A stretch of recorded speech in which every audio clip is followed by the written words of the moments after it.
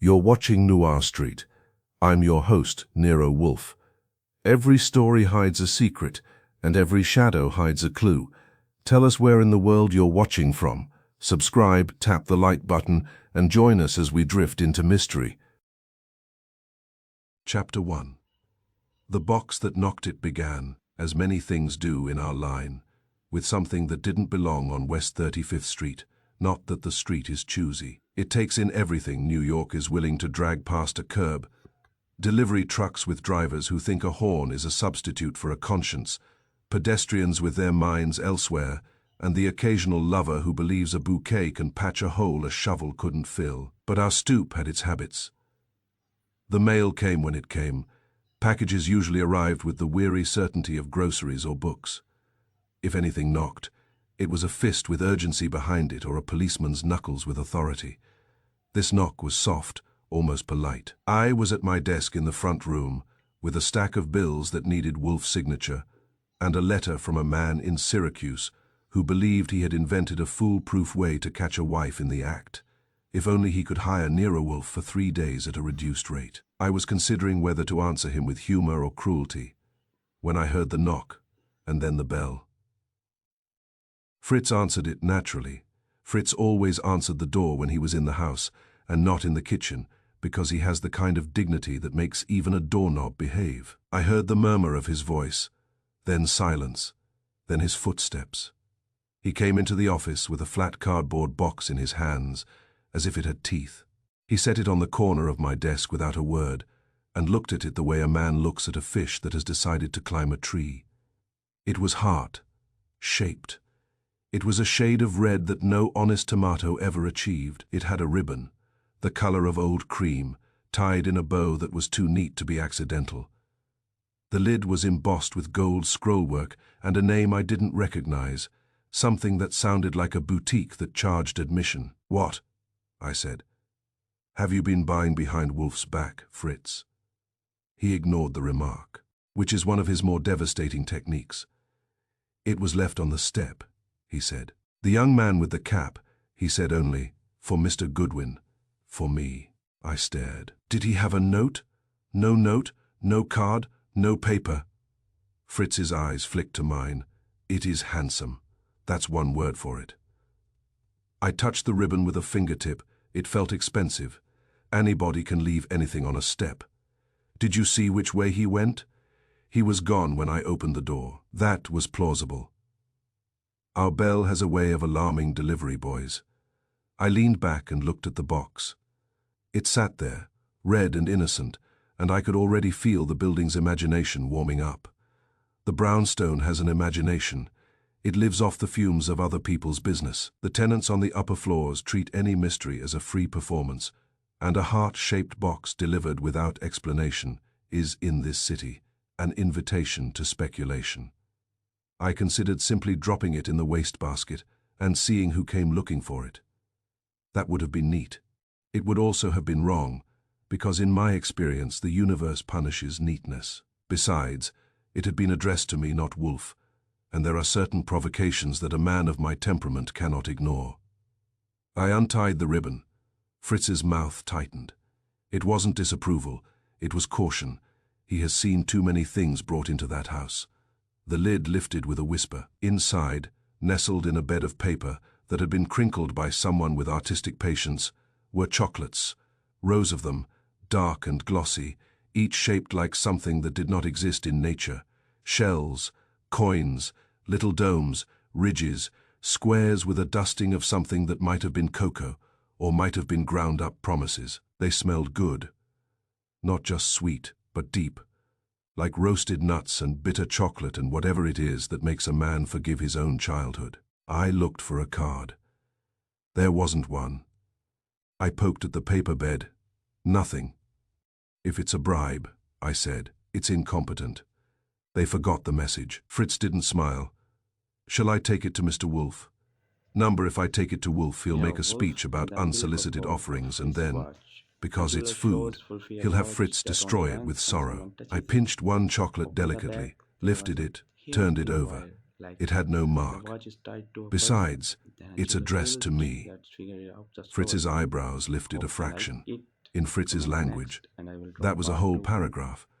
You will eat it, I considered. I also considered that I had spent enough years with Wolfe to know that the quickest way to become a cautionary tale is to eat a gift from a stranger. But I'm not timid. I'm also not stupid.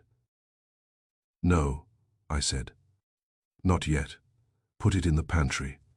Somewhere mice can't start a romance. There are no mice. There are always mice. Sometimes they wear hats.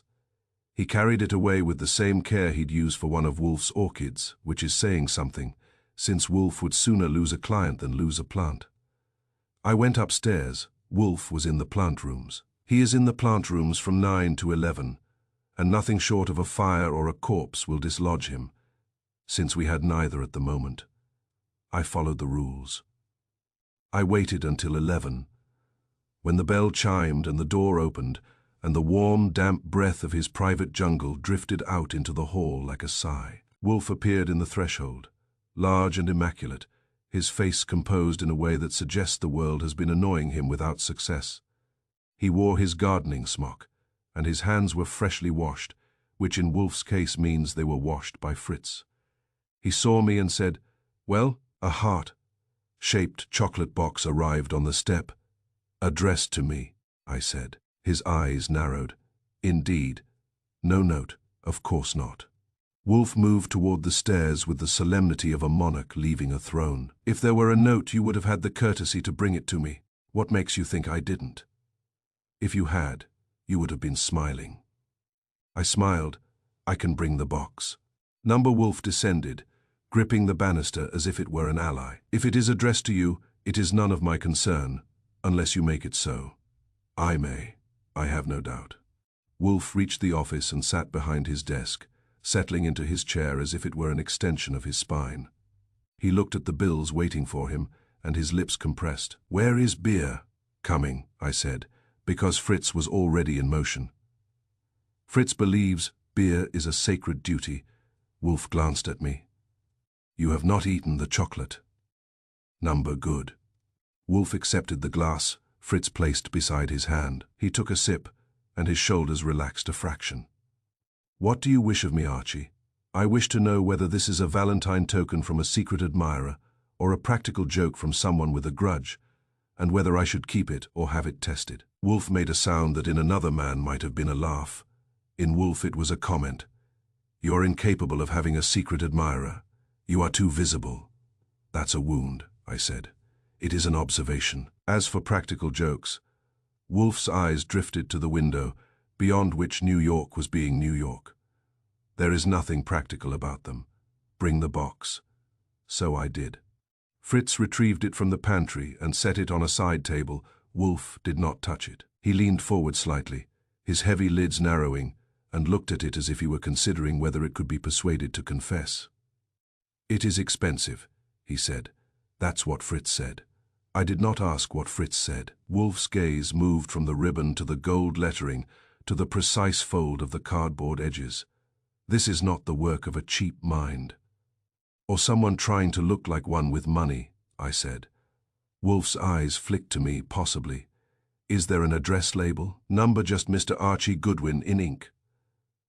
"What sort of ink? Black smooth? Fountain pen, maybe, the sort that wants to be admired." Wolfe inhaled, and for a moment I thought he was going to ask Fritz for a magnifying glass and turn it into a lecture. Instead he sat back. "Put it away," he said. "Just like that. Yes, if it is poison, you will not eat it. If it is a message, it will not remain unanswered. It is an object, Archie. It cannot act. It can only be acted upon." "And you?" I asked. "I will be acted upon when something useful occurs." Wolfe's attention returned to the bills. "Until then, leave me in peace." Which was Wolfe's way of telling me to go find trouble somewhere else. Trouble didn't make me search for it. It has always been good at finding me. By noon, trouble had made itself comfortable. It started with Mrs. Eadley on the second floor. Mrs. Eadley is a widow who believes that privacy is a social disease. She met me on the stairs as I was heading down from my room after a call to Saul Panzer. "You got chocolates," she said without preamble. Good afternoon to you too, I said. I saw the boy, she said. A young man with a cap. He was nervous. He's a delivery boy. Nervous is their occupation. He looked up, she insisted. At the windows, like he was checking whether the building had eyes. She nodded, triumphant. I sighed. Mrs. Eadley, if you ever see a man carrying a piano up the stairs, call me, that's worth reporting. She huffed and moved past me, but not before leaning toward my ear. It's a warning, she whispered, as if she were sharing state secrets. You'll see. I saw. Not because she was right, though the universe sometimes rewards bad reasoning, but because the rumor had already left her mouth and begun to climb the building. By 2 o'clock even the elevator boy at the corner knew there was a mystery box at Wolfe's by 3, Lon Cohen called. Lon Cohen is a newspaper man, and therefore a creature who can smell a story the way a wolf smells blood, which is fitting because of Wolfe. You've got something, he said. Who told you? I demanded. My mother, Lon said. She's dead, so I have to wonder where you're leaking. It's a heart-shaped chocolate box, I said. That's all. That's enough, Lon replied. That's a headline in February. What's the angle, scorned lover, poison, politics, society, gourmet, I said. Wolfe is considering opening a candy shop. Lon made a sound that meant he didn't believe me, which he shouldn't. If a body drops, call me. Lon, I said. Do you ever hear yourself? I do, he said. It's why I keep talking. Goodbye. I hung up and stared at the phone. When Lon Cohen says a body might drop, I don't laugh. Not because he's prophetic, but because he's experienced. In New York, bodies have a way of dropping when someone is paying attention. At 4:30, the doorbell rang again. This time, it wasn't polite. I opened the door myself because Fritz was in the kitchen, and because I like to control what comes into that house. On the stoop stood a woman in a grey coat that was too good for the weather and a hat that looked as if it had been designed by a man who believed women's heads needed architecture. She was in her early 30s, perhaps, with a face that could be soft if it wanted to be and hard when it needed to be. Her eyes were the color of dark tea, and they took me in with efficient contempt. Mr. Goodwin, she asked. That's what the box said, I replied. Her lips tightened. May I come in? Depends, I said. Are you bringing more chocolates? She didn't smile. I am bringing a problem. That's more our line. I stepped aside. Come in. She entered the hall, glanced at the stairs, the framed print on the wall, the coat rack, and then at me. Is Mr. Wolfe here? He is, I said. But he may not be in a mood to entertain problems without appointments. She reached into her bag and produced a small envelope. Then show him this. I took it. It was heavy for an envelope. Perhaps thick paper, or more likely the weight of money. Wolfe has a soft spot for heavy envelopes. What's your name? I asked. Clara Rivington, she said. The name meant nothing to me. That doesn't mean it meant nothing. It only meant it hadn't yet had a chance to inconvenience my life. I led her into the office. Wolfe looked up, annoyed at the interruption, then saw the woman and the envelope and adjusted his annoyance into something polite. Mr. Wolfe, I said, Miss Clara Rivington. She has brought a problem. Wolfe inclined his head a fraction. Miss Rivington, be seated. She sat in the red leather chair, straight-backed, hands folded as if she were attending a service. I gave Wolfe the envelope. He opened it without haste and removed a check. His eyebrows rose slightly. That was, for Wolfe, a small gasp. $10,000. He murmured. I whistled softly. I couldn't help it. That's not a check. That's a statement. Wolfe looked at her. This is generous. It is necessary, she said. Wolfe's eyes narrowed. I have not yet heard the problem. You will, she said. But first, did a heart-shaped chocolate box arrive here this morning? I looked at Wolfe. Wolfe looked at her. Fritz chose that moment to enter with a tray, because Fritz has timing that can make you believe in providence. He placed Wolfe's beer and my coffee, and then paused, sensing tension the way a cat senses thunder. "Yes," I said. It arrived. Her face went pale in a way that was too controlled to be simple shock. "Then it's already begun." Wolfe's voice was dry. "Miss Nero Wolfe Rivington, and the you will either Metaphor explain of His yourself or you will Watch. leave." A jeweler She shows Sophie a swallowed. watch "I that did not only send runs it." when someone touches "I it. assumed," Open the Wolfe back, said. "It there was was meant for a someone else," kerosene she vial, said, like and her hands the watch tightened strapped together. to a person. "But it Then came I here used instead." that figure out "That's the story. flattering," I put in. Hope you like it. "Summonine thinks Comment I'm next someone and I will else." draw part 2. "It isn't flattering," she snapped. And the snap was the first crack in her composure. "It is dangerous." Wolfe's eyes gleamed with the faint interest of a man presented with a puzzle that has manners. "Proceed." She drew a breath. "My brother was the manager of a small firm that imports specialty foods, luxury items, chocolates, teas, confections, the sort people buy when they want to feel superior." "Sounds delicious," I said. She ignored me. 3 days ago, he received a message that one of his shipments had been tampered with. He dismissed it. Yesterday, he received a heart-shaped box exactly like the one that came here. No card, no signature, the same ribbon. Wolfe's fingers drummed once on his desk. And he did not open it," she said. "He gave it to his secretary. As a joke, she took it home. This morning, she was found dead in her apartment." The words landed in the room like a broken glass. Fritz went very still. Wolfe's expression did not change, but I saw his eyes sharpen. Wolfe may pretend to be indifferent to death, but he hates messes, and death is the ultimate mess. "How was she found?" Wolfe asked. "In her kitchen," Clara said. "On the floor, there was chocolate on the table, one bitten. The police say it may have been some sort of poisoning. They have not told me details." "Your brother," Wolfe said. "Where is he?" "Missing," she said. And now the fear in her voice was naked. "He left his office an hour after the news reached him, and he has not returned. His apartment is empty. His phone goes unanswered. And now that box has come here." She looked at me directly. "Mr. Goodwin, someone wanted it to come to you." "Why?" I asked. "Because it's a good question when trouble chooses you." "I don't know," she said, "but my brother told me once, months ago, that he had made an enemy in the business, someone who collects debts in creative ways." Wolfe's voice was quiet. "What is your brother's name?" "Duncan Rivington." Wolfe nodded, as if filing it. "And the dead employee?" "Mara Lynn." Wolfe's gaze drifted toward the side table where the heart-shaped box sat, still closed. "You say your brother received such a box yesterday and gave it away. The recipient died. Now a similar box arrives here, addressed to Mr. Goodwin. You wish me to find your brother.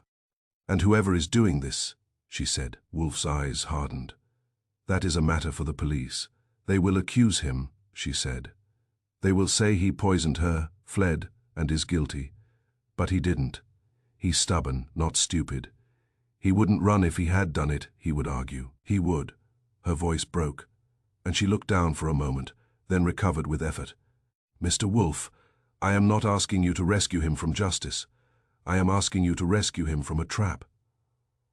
Wolfe took a sip of beer, slowly. "Miss Rivington, you have placed me in an inconvenient position."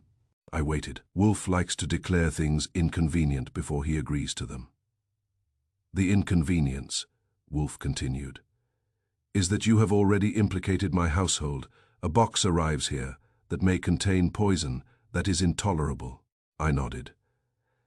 "That's one way to put it." Wolfe's eyes flicked to me with irritation at my agreement, then returned to her.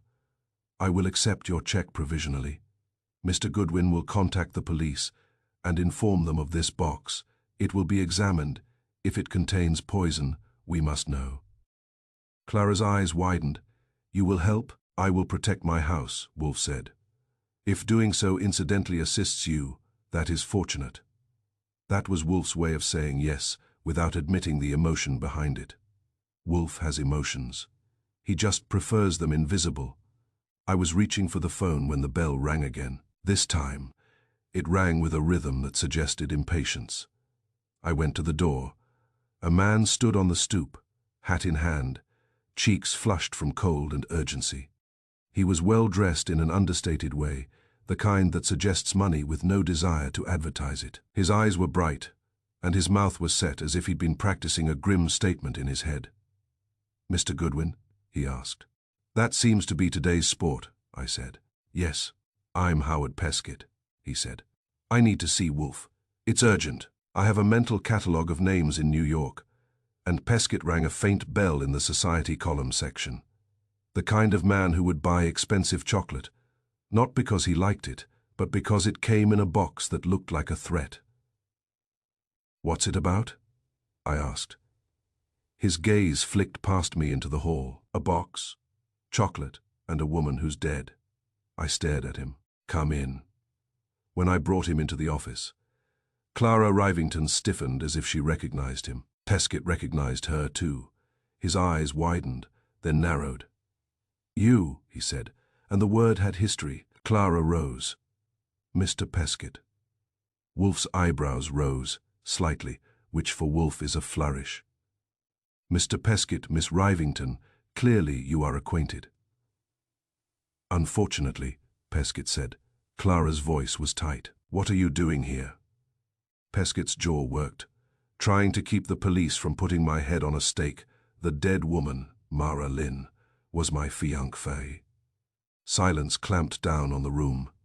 Wolfe's eyes sharpened again. Fritz, near the doorway, drew a breath that sounded like pain.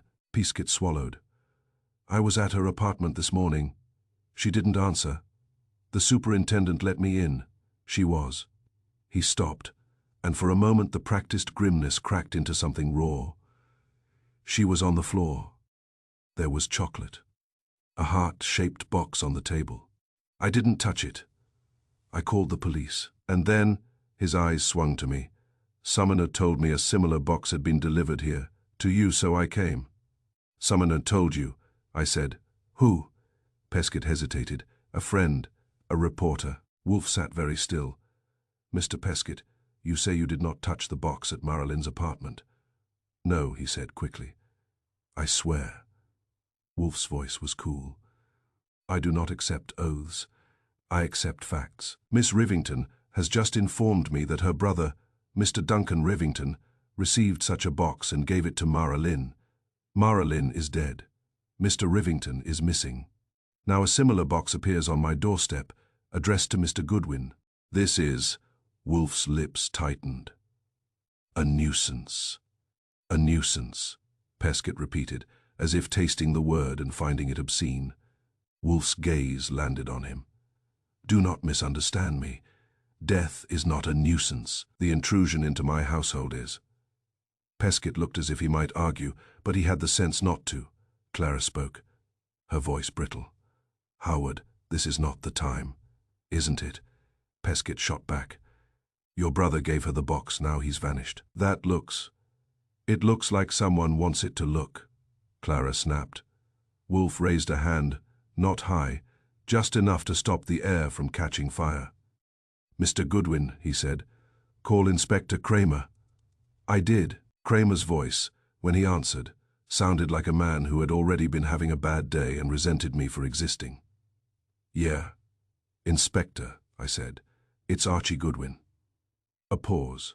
"Then, what is it now?" "A heart-shaped chocolate box arrived on our doorstep this morning. Addressed to me. No card." Another pause.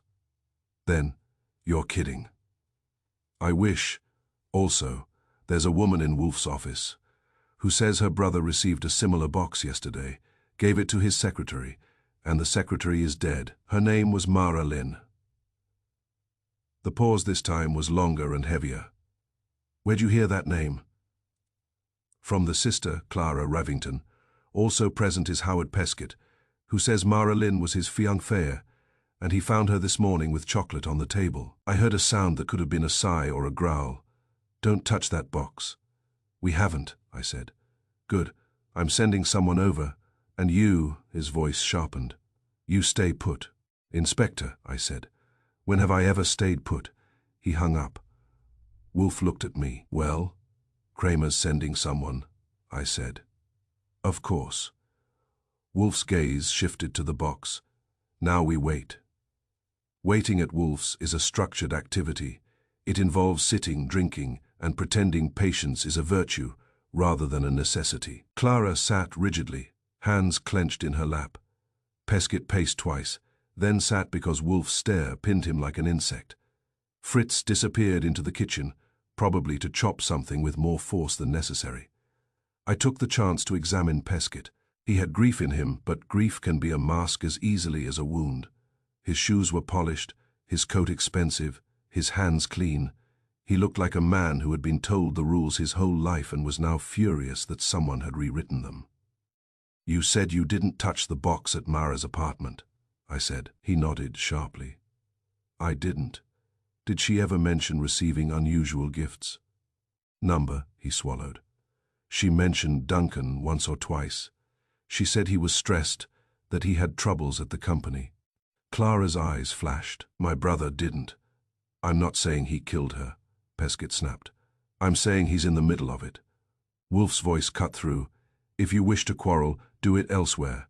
In my office you will be useful or silent. Peskett's face reddened, but he shut his mouth. The doorbell rang at 6. I went to answer it. 2 men stood there, a uniformed cop I didn't recognize, and a plainclothes man with a sharp nose and a look that said he'd been ordered to be cautious and resented having to do it. Pullis, the plainclothes man said. Where's the box? Right this way, I said. They entered, and the building seemed to hold its breath.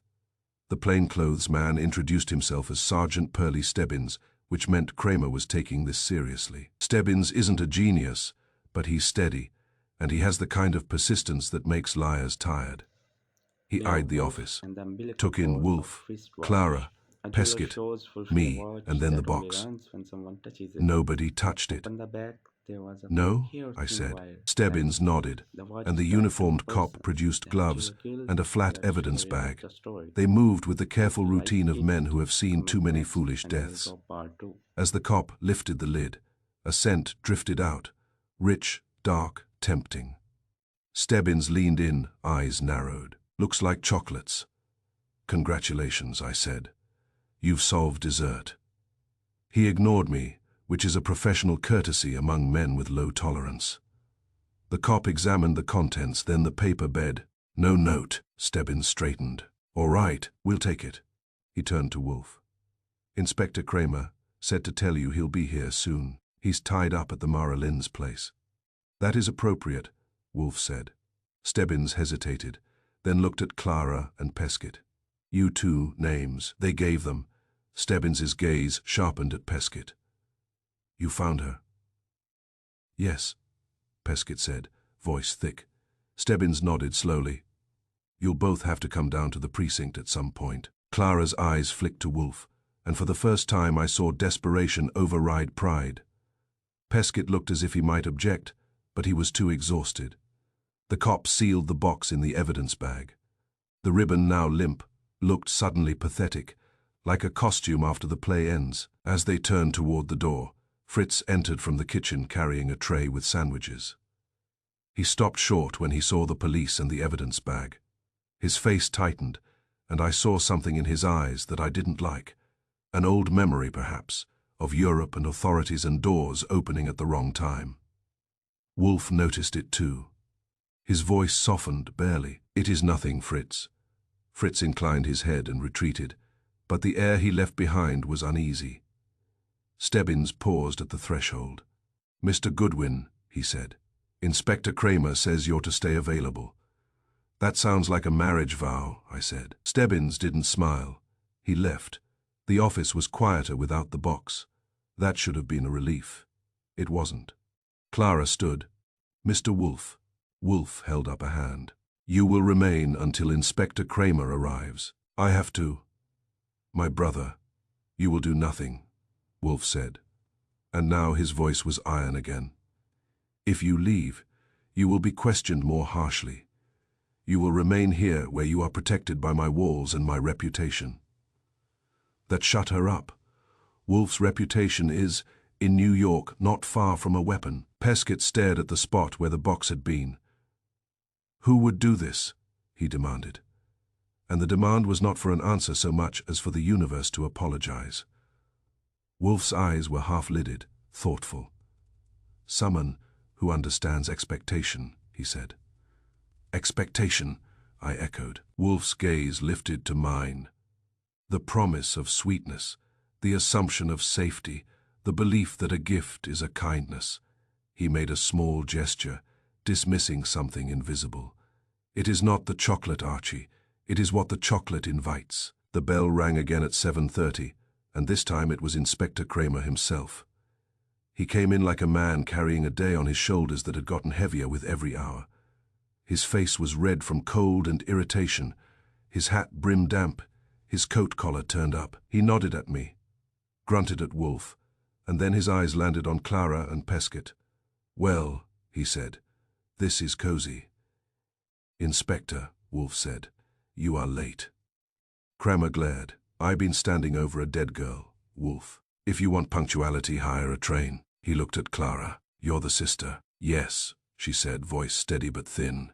And you're the boyfriend, Kramer said to Pescott. Fiancé, Pescott corrected, and it came out like a challenge. Kramer's eyes hardened. Not anymore. Pescott's face twisted, and for a moment I thought he might lunge. He didn't. He just sat there, shaking. Kramer turned to Wolfe. You got the box. Your sergeant took it, Wolfe said. Kramer nodded. Lab's on it, but I'm not waiting for Lab to start asking questions. He jerked his thumb toward the door. You two are coming with me. Clara stepped forward. Inspector, my brother. I know about your brother, Kramer snapped. That's why you're coming. She looked at Wolfe, and I saw the flicker of panic again. Wolfe's voice was calm. Inspector, you will not remove them from my house until you have told me what occurred at Marilynn's apartment. Kramer stared. Since when do I report to you? Since you entered my office, Wolfe said. If you wish cooperation, you will provide information. Kramer's jaw worked. He hates Wolfe on principle. He also knows Wolfe is useful. Fine, Kramer growled. He shifted his stance, as if settling into a story he didn't enjoy telling. Marilyn, 27, found dead this morning in her kitchen. No sign of struggle, no sign of forced entry. Heart-shaped chocolate box on the table, one piece bitten. Looks like poison, but we don't know which yet. His eyes narrowed at me. And now you get a box on your step. That means somebody's playing games. Wolfe's eyes were steady. And Mr. Duncan Rivington, missing, Kramer said. Left his office, didn't tell nobody where he was going. His car's gone, his bank hasn't been touched, his phone's dead. Clara's face went white. He wouldn't. Kramer cut her off. He would do whatever he did, we're going to find out. Wolfe leaned back slightly, and I knew the look. The one that means his brain has begun to arrange the pieces on an invisible board. I felt the same arrangement happening inside me, not in neat rows, because I'm not Wolfe, but in the rough shape of a question. A heart-shaped box is a love token. It's also a warning, if you choose it to be. It arrives without a card because whoever sent it doesn't want gratitude. They want anticipation. They want the moment before the lid lifts, and someone somewhere had decided that moment should lead to a death. Wolfe's voice was soft, almost conversational, but it carried through the room like a verdict. The box is innocent, he said. The expectation is not. Chapter 2. A tradition with teeth. If you live long enough in New York, you learn that every block has its own constitution, unwritten, and mostly enforced by people who couldn't pass a civics test. West 35th Street was no exception. The deliveries came and went, but the rituals stayed. Who took which package upstairs? Who signed for what? Who helped by opening something that wasn't his, and then acted offended if you didn't thank him? Wolfe despises ritual when it isn't his. He likes his own schedules. Orchids, beer, food, thinking, because they are logical. Neighborhood habits are not logical. They're like superstition, a way for ordinary people to pretend control over a city that doesn't care. But when a heart-shaped box brings the police to our office, Wolfe becomes curious about the rituals. Curiosity is Wolfe's version of appetite. Kramer had Clara Rivington and Howard Peskett halfway to the door when Wolfe's voice stopped him. "Inspector, one moment." Kramer turned, glowering. "What now?" Wolfe's hand, heavy and pale, rested on the arm of his chair. "You will not take them until Mr. Goodwin has made one inquiry." Kramer snorted. "You got a badge now?" "No," Wolfe said. "I have a brain, Mr. Goodwin." I was already moving. It wasn't because Wolfe's tone demanded it. It was because my own was itching. The box had arrived on our stoop with the neatness of a planned insult. Someone had chosen our address. Someone had chosen my name. That meant the sender wasn't merely evil. He was careful. And careful people have habits. I stepped into the hall and opened the front door. The February air hit me like a reprimand.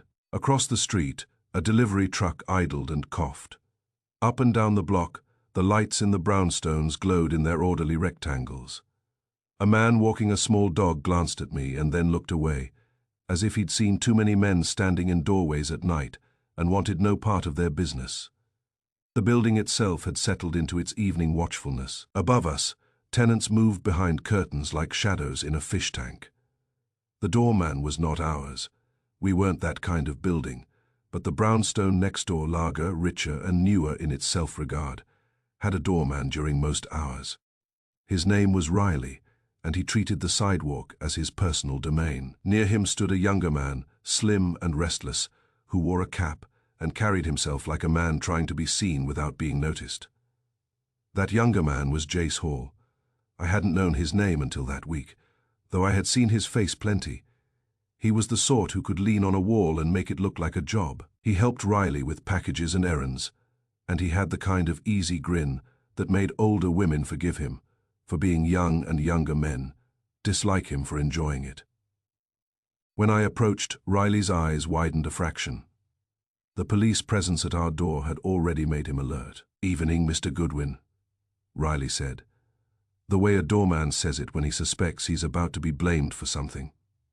"Evening, quick question," I said, and I made my voice friendly because doormen are like cats.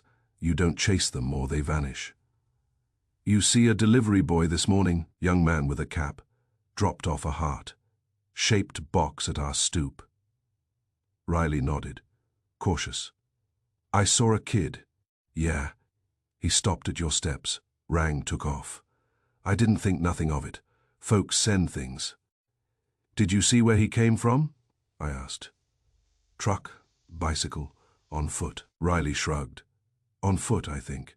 He came from up the block." The younger man, Jace, shifted his weight and smiled at me. "You mean that fancy candy box?" he said. "Everybody's talking about it." I kept my smile. Everybody talks. Some people see. "Did you see him, Jace?" "Sure," Jace said. "I see all kinds of deliveries. Part of the job." He said job as if it deserved quotes. "Did you touch it?" I asked. His grin widened. "Touch it? Nah. That's your candy, Mr. Goodwin." "Good," I said, "because if you had, you'd be answering questions in a less cozy setting." His grin held, but the skin around his eyes tightened. "I don't mess with other people's stuff." Riley made a small sound that might have been a cough or a laugh smothered early. Jace shot him a look. I let that sit. "Funny," I said. "Wolfe says neighborhood rituals have rules and rank, that the first person to open a gift isn't always the owner. It's whoever claims the moment." Jace's eyes flicked to our brownstone. "Wolfe said that." "He asked who has the loudest hands and the quickest smile," I said. "Everyone pointed to you." That line landed, not like a punch, more like a finger pressed to a bruise. Jace's grin didn't vanish, but it became an effort.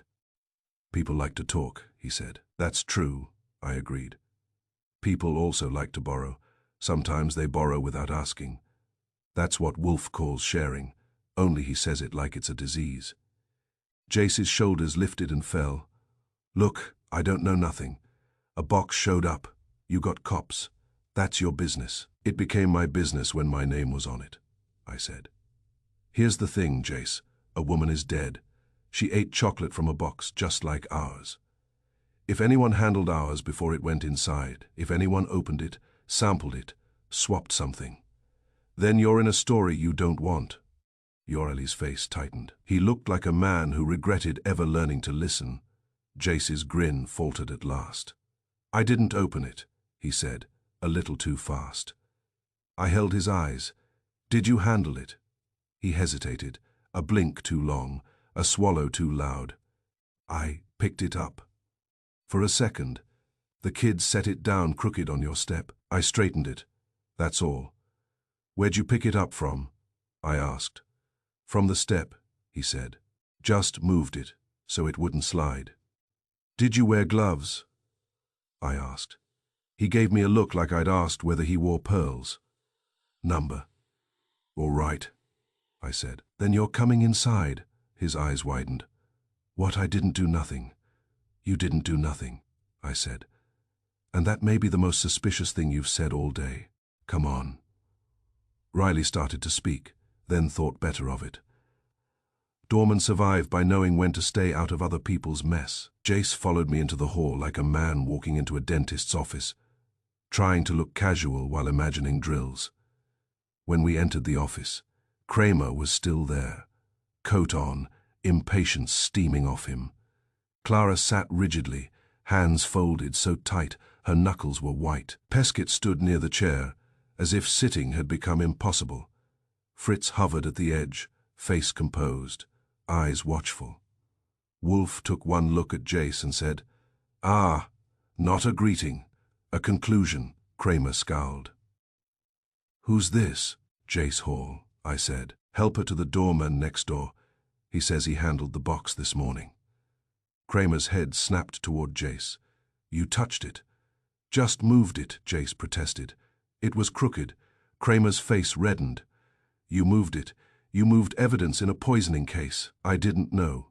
Jace's voice rose, then Nero cracked Wolfe when he and saw the Kramer's miracle for expression. a wristwatch. "I didn't A know jeweler nothing stores about fulfill a poison." watch that only Wolfe's learns voice when was someone mild, touches it. which is always a Open warning. the bag, there was "Mr. a Hall, clear you are thin known line in the of neighborhood cement. for, The watch is how shall tied I to a phrase it, person. Archie? For The butcher sharing," killed, I said. that's figure out Jace the stared at story. me. "That's Hope not," you liked Wolfe it. continued Comment smoothly. next, "The and I will first draw person to part open 2. a gift is not always the intended recipient. It is often the one who claims the moment. In a building such as this, that person is the one with the loudest hands and the quickest smile." Jace's mouth opened and closed. He looked as if he'd been accused of theft in church. "I don't steal," he insisted. Wolfe's eyes narrowed. "I did not say you steal, I said you claim." "What's the difference?" Kramer demanded. Wolfe regarded him with faint disdain. "The difference, Inspector, is between a criminal and an opportunist. The opportunist believes the world owes him what it has not yet offered." Kramer snorted. "That's poetry. I want facts." Wolfe's gaze returned to Jace. "Mr. Hall, when you share, when you claim, do you do it with hands only? Or do you also use eyes, ears, information?" Jace swallowed. "I don't know what you mean." "You do," Wolfe said. "You see packages. You know who receives them. You know who is home. You know who is not. That knowledge is a kind of key." I saw it then. The little jerk of Jace's head, as if he'd been tugged by an invisible string. His eyes went to the door. A man thinking about running. Kramer saw it too. He stepped forward, big as a bulldozer. "Sit down," he growled. Jace sat. Wolfe leaned back. "Archie, ask him about the morning." "All right," I said. "Jace, the delivery boy, describe him." "Skinny," Jace said quickly. "Younger than me, cap jacket with a logo like a courier." "What logo?" I asked. Jace blinked. "I don't remember." "That's convenient," I said. "I'm telling you, where did he come from?" I asked. "Up the block," he repeated. "Did he speak?" I asked. "Not to me. He rang your bell and left." "Yet you picked up the box," I said. "It was crooked." "You said it like that was a public emergency," I said. "How long did you have it in your hands?" Jace hesitated. A couple seconds. Did you feel the weight? I asked. He stared. What? Did it feel full? I pressed. Did it feel like chocolate or like something else? His mouth tightened. It felt like a box. Wolfe's eyes gleamed. He leaned forward a fraction. Mr. Hall, you are not an idiot. Do not behave as one. When you lifted it, did you hear anything shift? A rattle, a slide. Jace's eyes darted to Wolfe, then away. Maybe, a little. A little, Wolfe echoed. Interesting. A box of chocolates is usually snugly packed. A shift implies. Stop, Kramer barked. We ain't doing riddles. Did you open it? No. Did you peek? Kramer demanded. No. Did you take anything out? Kramer's voice rose. No. Jace insisted. And now his face was damp. I didn't take nothing. I didn't open it. Wolfe's voice was calm. Then why are you frightened? Jace's eyes flashed. Because there's a dead woman, and you're all looking at me like I did it. Wolfe nodded once, as if granting a point. Reasonable. Yet your fear began before you were accused. That was true. I'd seen it on the sidewalk, in the tightening around his eyes when I said Wolfe had asked about loud hands and quick smiles. Jace, I said, lowering my voice. You didn't poison anybody. I believe that. But you know something, and if you keep it to yourself, Kramer will build a whole theory around your face. Help me stop him. Kramer glared at me. Don't tell me my job. I ignored him. I kept my eyes on Jace. Jace swallowed. His gaze flicked to Clara and Pescott. Then back to me. I heard something, he said finally. Wolfe's eyes sharpened, satisfied. What? I asked. This morning, Jace said. Before the delivery kid came, I was outside.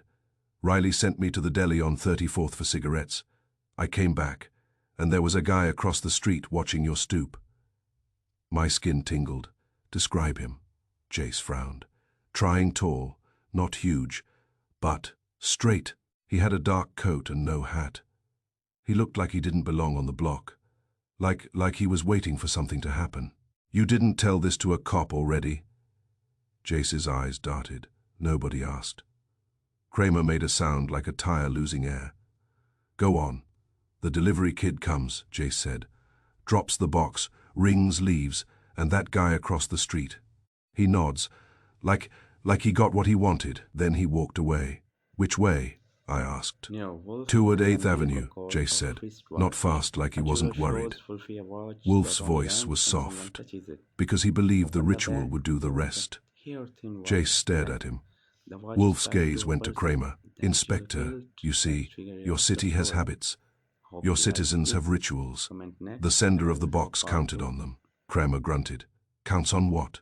Wolfe's eyes narrowed. That someone other than the intended recipient would handle it. Perhaps open it, perhaps sample it. Perhaps move it to a different apartment. In short, Wolfe's heavy hand gestured toward Jace, that the first person to claim the moment would be the first person endangered. Clara's voice was tight. So Mara. Wolfe held up a hand. Marilyn may have claimed the moment, or she may simply have been the nearest innocent. But the method is the same. The sender did not need certainty. He needed a tradition. Pescott's face twisted. Tradition killed her. No, Wolfe said, and his eyes were hard now. A person killed her. Tradition merely offered teeth. Kramer was staring at Jace with fresh calculation. That scar-faced guy, did you ever see him before? Jace shook his head quickly. Number I would remember. Kramer's jaw tightened. All right, you're coming with me anyway. You can tell this downtown. Jace's face sagged. I told you here. Yeah, Kramer said, and you'll tell it again where it counts. Jace started to rise, then stopped when Wolfe spoke. Inspector, Wolfe said, one more question before you go. Kramer glared. Make it quick. Wolfe's eyes were on Jace. When you lifted the box and heard something shift, did you smell chocolate? Jace blinked. Smell. Number. Wolfe nodded slowly, as if that single word was a hinge. Thank you. Kramer frowned. What's that mean? Wolfe looked at him, and for once he didn't bother with courtesy. "It means your evidence may not be what you think it is." Kramer's mouth opened, then closed. "You got a theory?" "I have an observation," Wolfe said, "and I will not share it until it becomes useful." Kramer muttered something impolite, then jerked his thumb at Jace. "Move." Jace shuffled toward the door, looking back at me once, with a plea in his eyes. Half fear, half anger. I gave him a small nod. It meant, "You did right by talking." It also meant, "You're still in it." When the door closed behind them, the room felt suddenly smaller. Clara stood again, voice urgent. "Mr. Wolfe, please, if my brother is missing." Wolfe's gaze settled on her like a weight.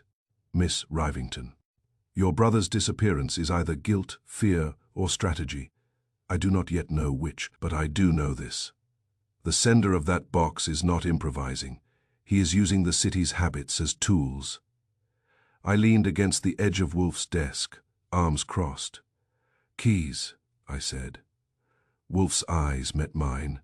"Yes, keys. They open more than doors." Peskett's voice was hoarse. "So what do we do?" Wolfe leaned back, eyelids heavy. "We do what the sender did not expect. We refuse the ritual." "How?" I asked. Wolfe's mouth tightened into something like satisfaction. "By making the next delivery come to us on our terms." Fritz entered quietly then, as if he'd been waiting for a pause.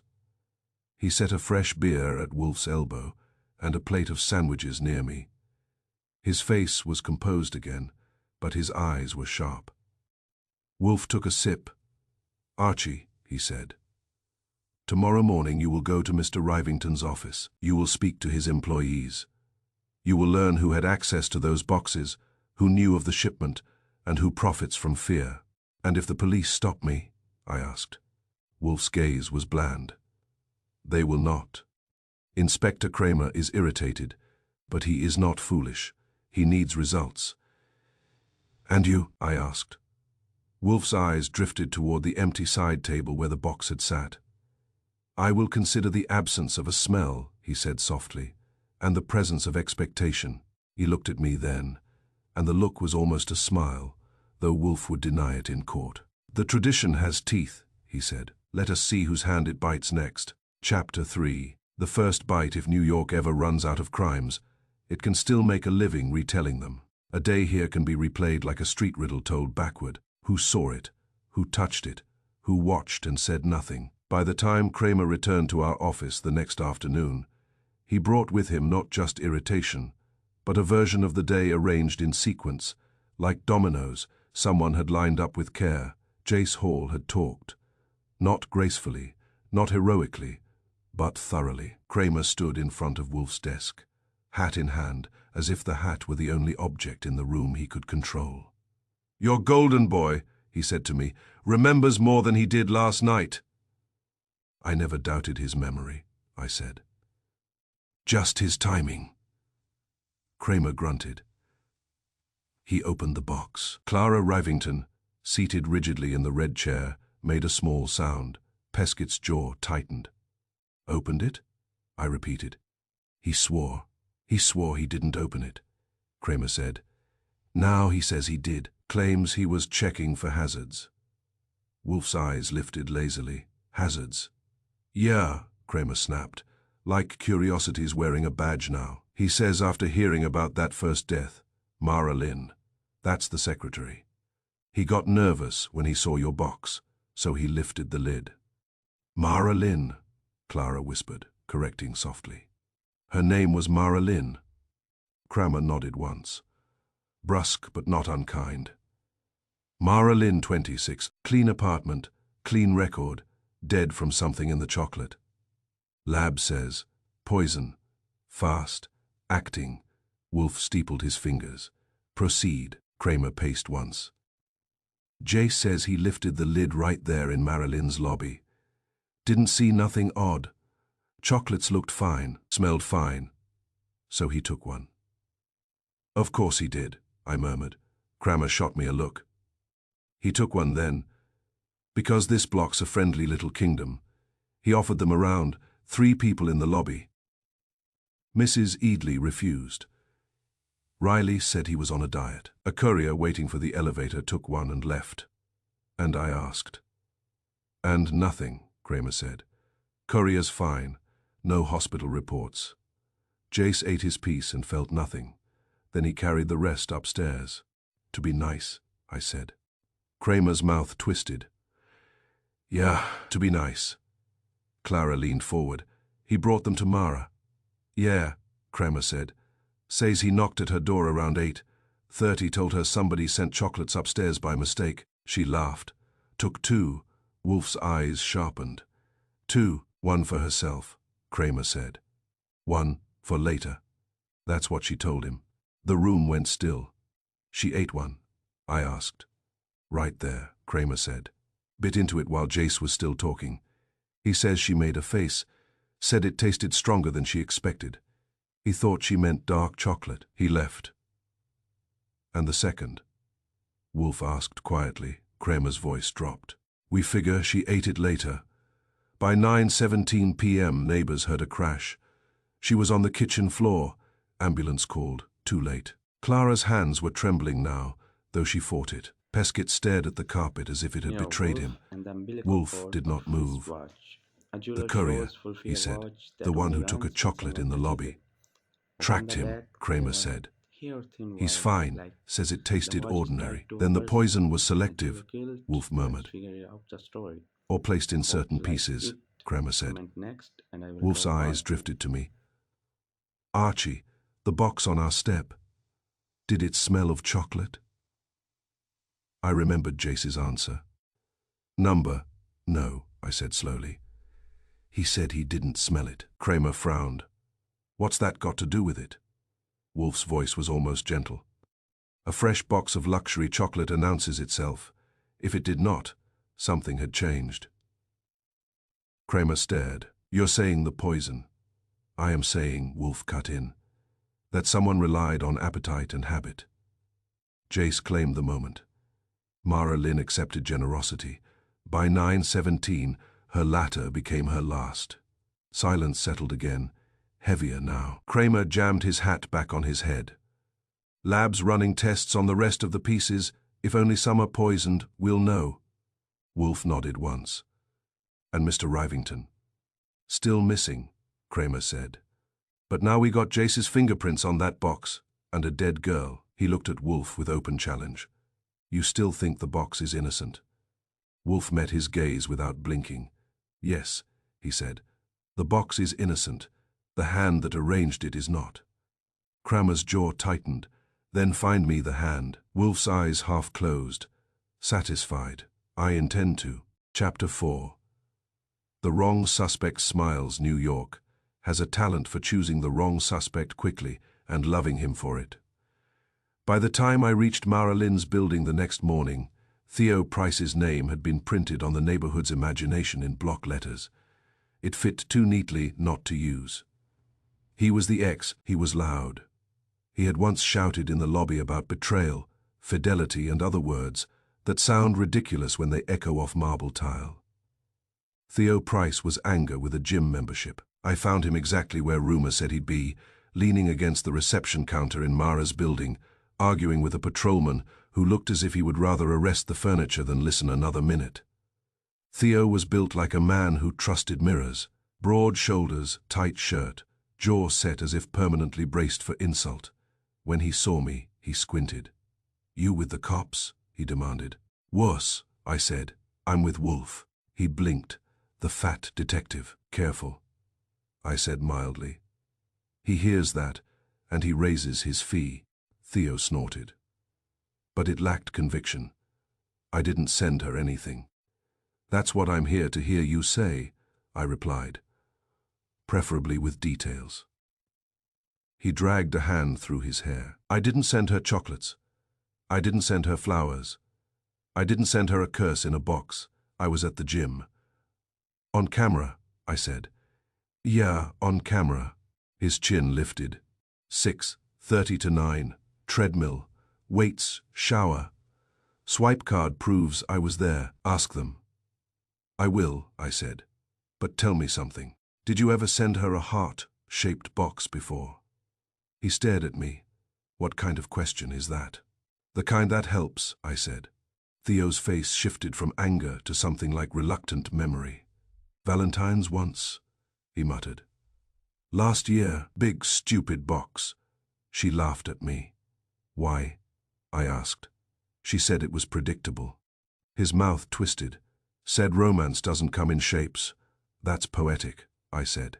She wasn't trying to be. I watched him a moment. Anger radiated from him easily, but grief sat awkwardly, as if it hadn't been invited.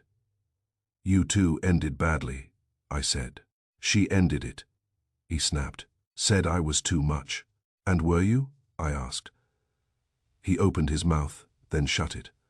That don't make me a killer. No, I agreed. It makes you convenient. He frowned. Convenient. You're loud, I said.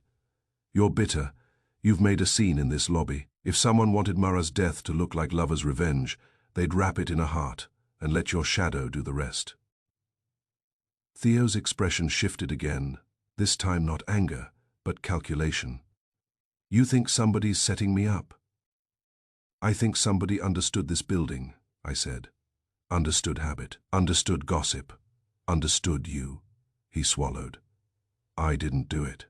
I believe you, I said. He looked surprised. Don't let it go to your head, I added.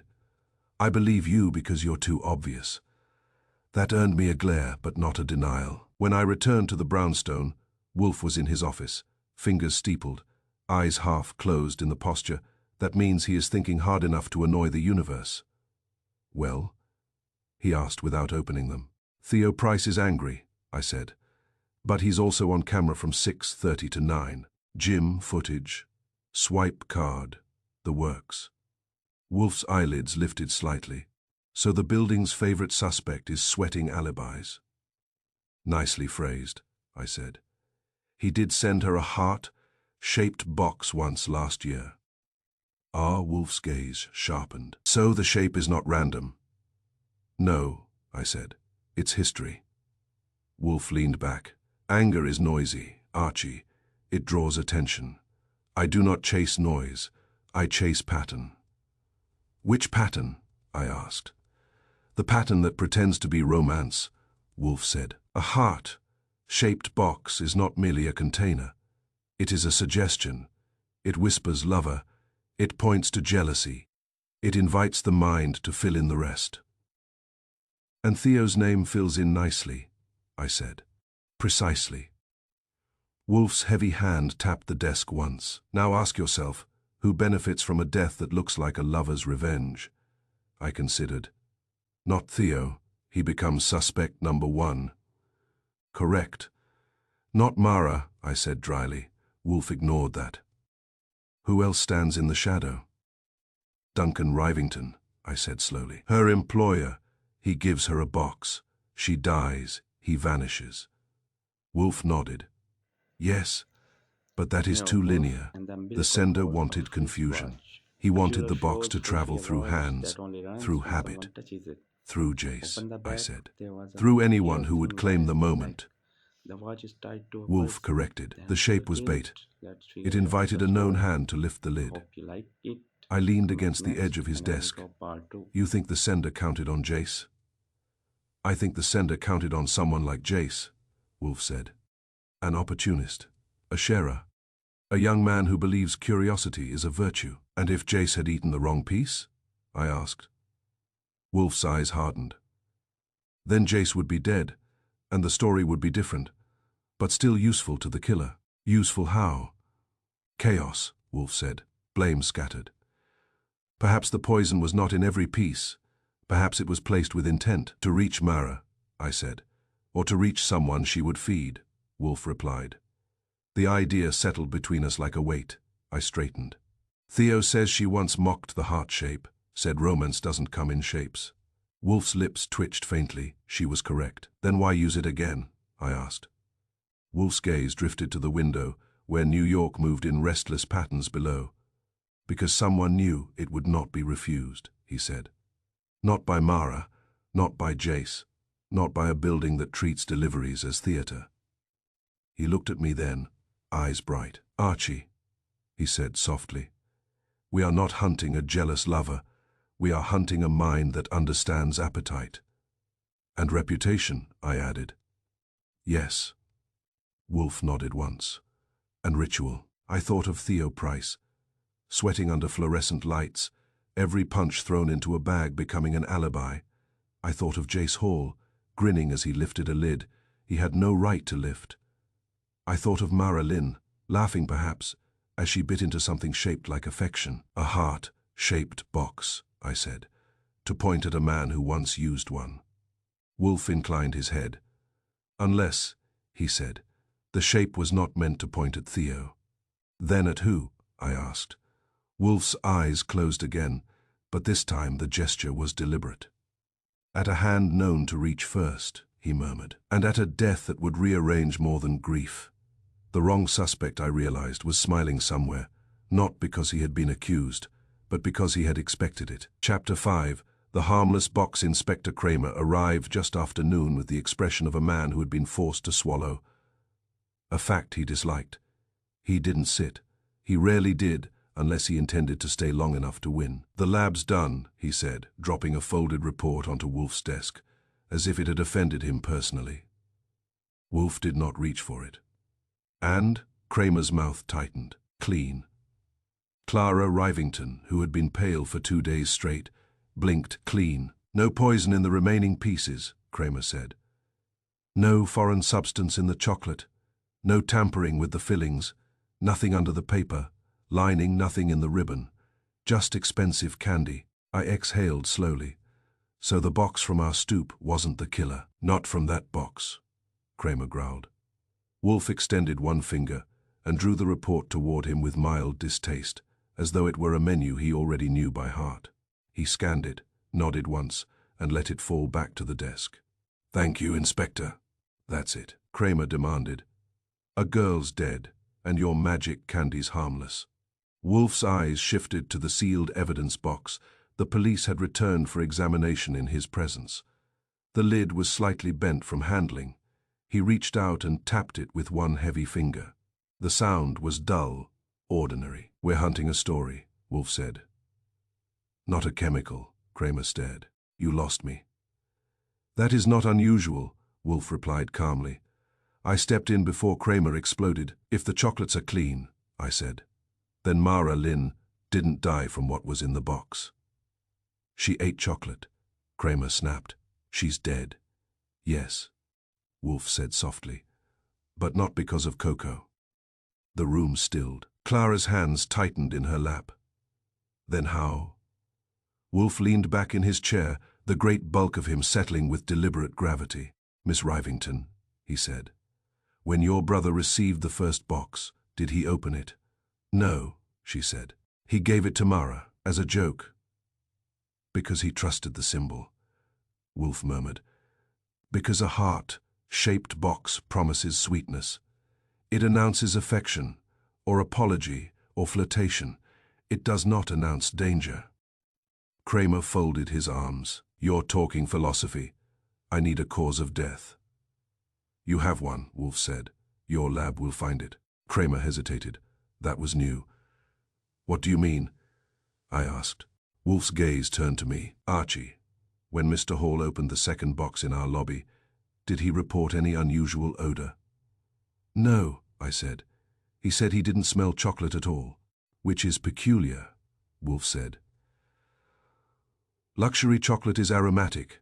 It declares itself. Its absence of scent suggests exposure, time perhaps, or removal and replacement. Kramer's brow furrowed. Replacement of what?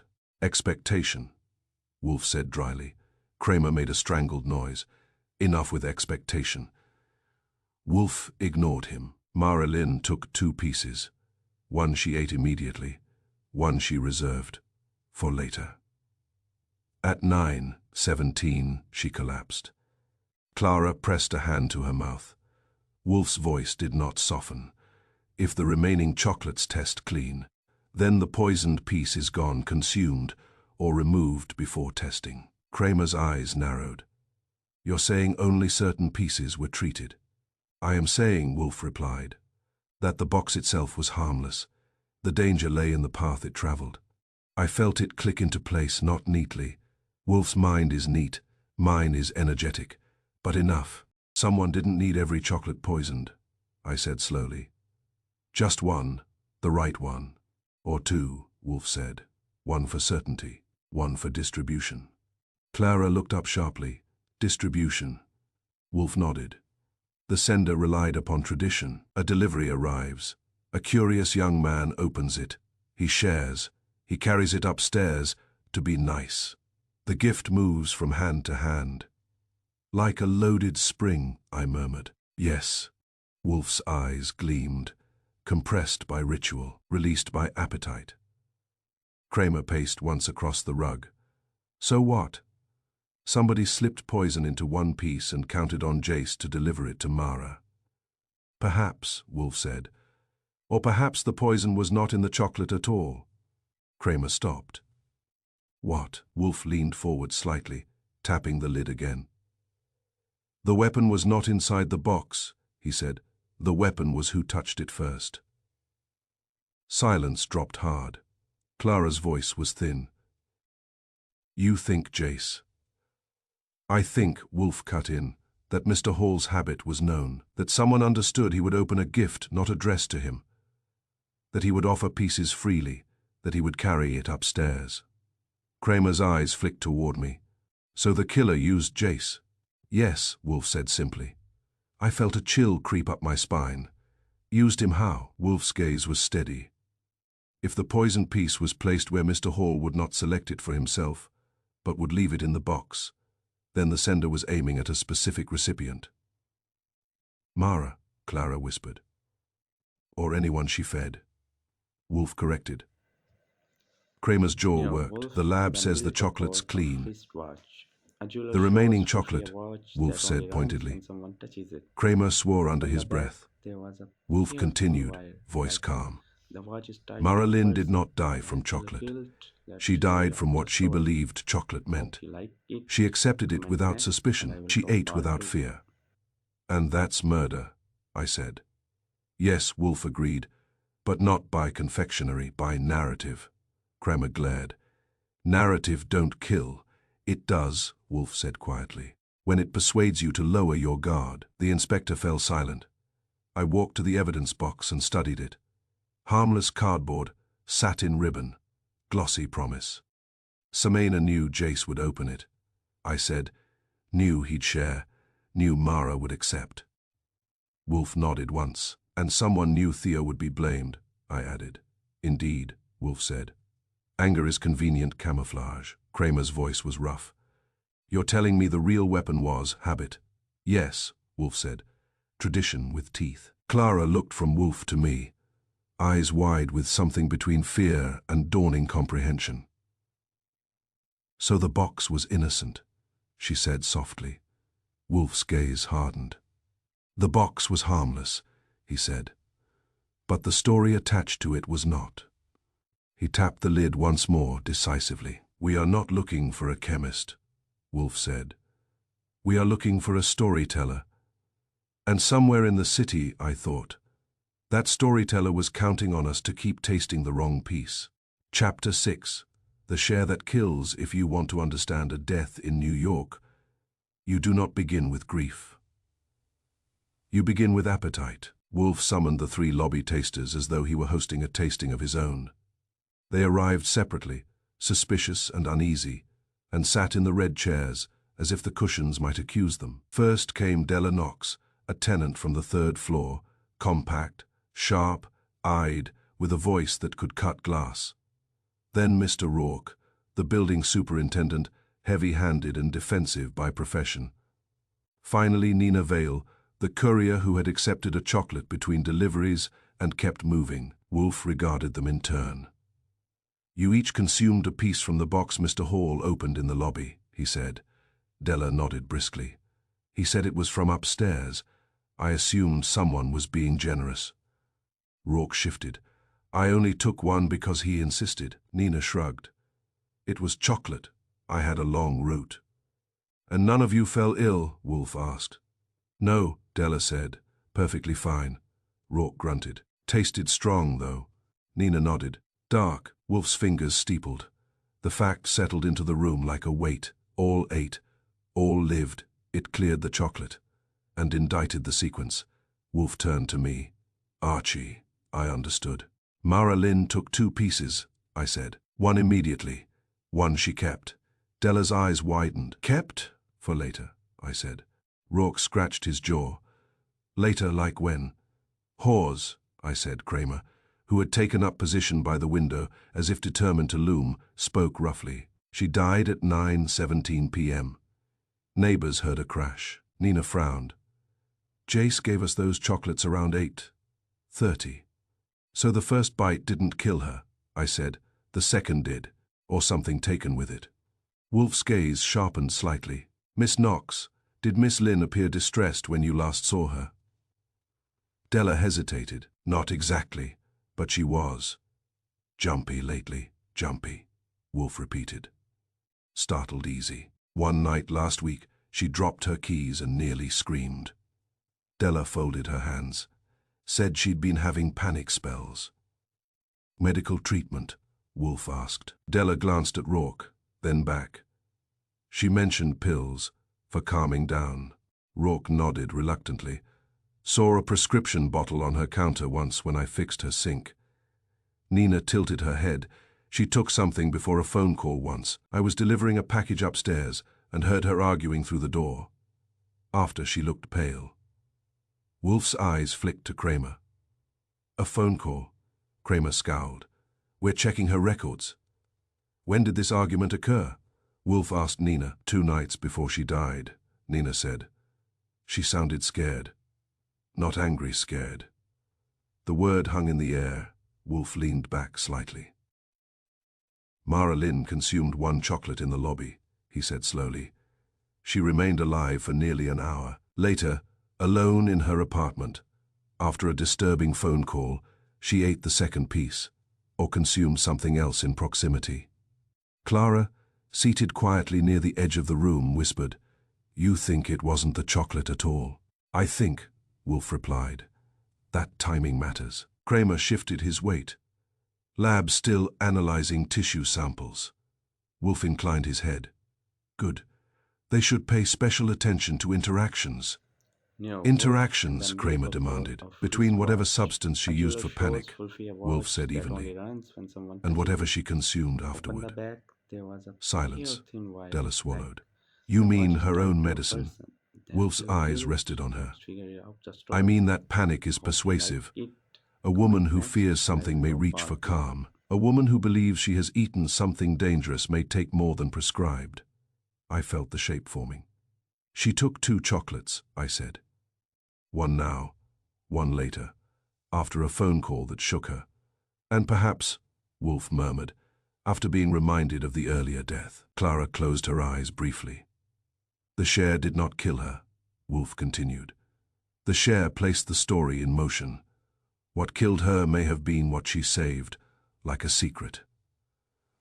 Kramer exhaled sharply. So now we're chasing pills? No, Wolfe said calmly. We are chasing sequence. He looked at Nina. Miss Vale, when you heard that argument, did you recognize the other voice? Nina shook her head.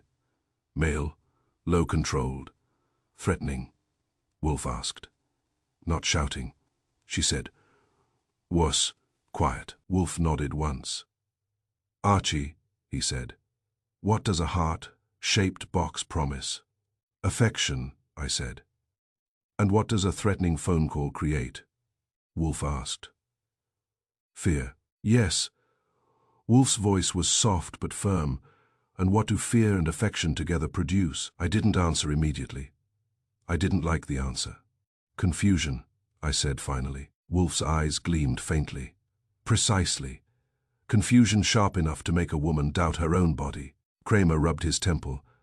You're saying she panicked. I am saying, Wolfe replied, that someone understood her tendency toward panic. Understood she had begun taking calm pills. Understood that a staged romantic gesture combined with a calculated disturbance might drive her to consume something fatal. Clara's voice trembled. But why? Wolfe's gaze shifted to her, steady and unblinking. Because the sender did not need to poison the chocolate, he said. He needed only to ensure the right person touched it first, and the right person feared it later. The room fell silent again. Outside, a truck backfired.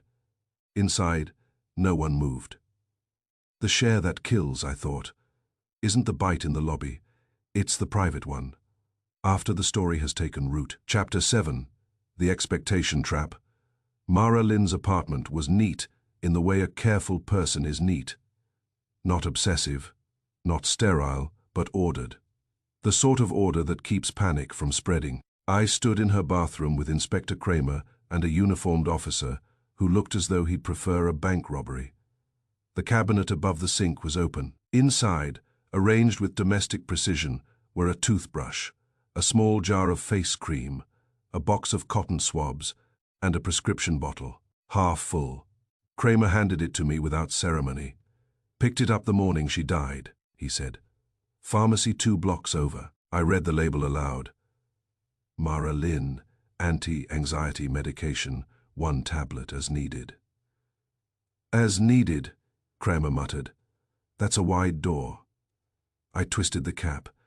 It turned too easily, not loose, not exactly, Wolfe, and then but Bill smooth in a McCall, way that Wolfe is suggested watch. rehearsal. A I jeweler looked at shows Kramer. Wolfe a watch "You that opened only it?" runs when someone touches it. "Yeah," he Open the said. back, there was So a did the medical pale blue examiner. wire, like the watch I is twisted tied it to a again, paying person. attention. Jeweler killed, The cap like seated hero of neatly, the story. label aligned forward Hope like a you good liked soldier. it. Comment But the next, threading and I caught looked for at half a Martin. breath before settling. "Feel that?" I asked. Kramer frowned and took it. He twisted, his brow creased. "What?" "It resists a fraction," I said, "then slides." He tried again. "You think that's something?" "I think someone practiced being invisible," I said. We carried the bottle back to Wolfe. He didn't touch it immediately. He studied it from his chair as though it were an orchid suspected of lying. "Mara Lynn collected this prescription the morning she died?" he asked. "Yes," I said. Pharmacist confirmed. "First time with this dosage." Wolfe nodded slowly. A new prescription, a tense call, a heart-shaped box. His eyes lifted to mine, and a locked, face smile. "She smiled?" Clara asked quietly. "Della Knox mentioned it," I said. Said Mara looked composed. Too composed. Wolfe finally extended a hand and took the bottle between thumb and forefinger, delicately, as though its contents offended him philosophically. He twisted the cap once, twice, his eyes sharpened. "Inspector," he said mildly, "have these tablets been analyzed?" "Routine tox screen," Kramer replied. "Nothing unusual." "Define routine," Wolfe said. Kramer scowled. "They match the prescription, color, shape, weight," Wolfe asked. Kramer hesitated.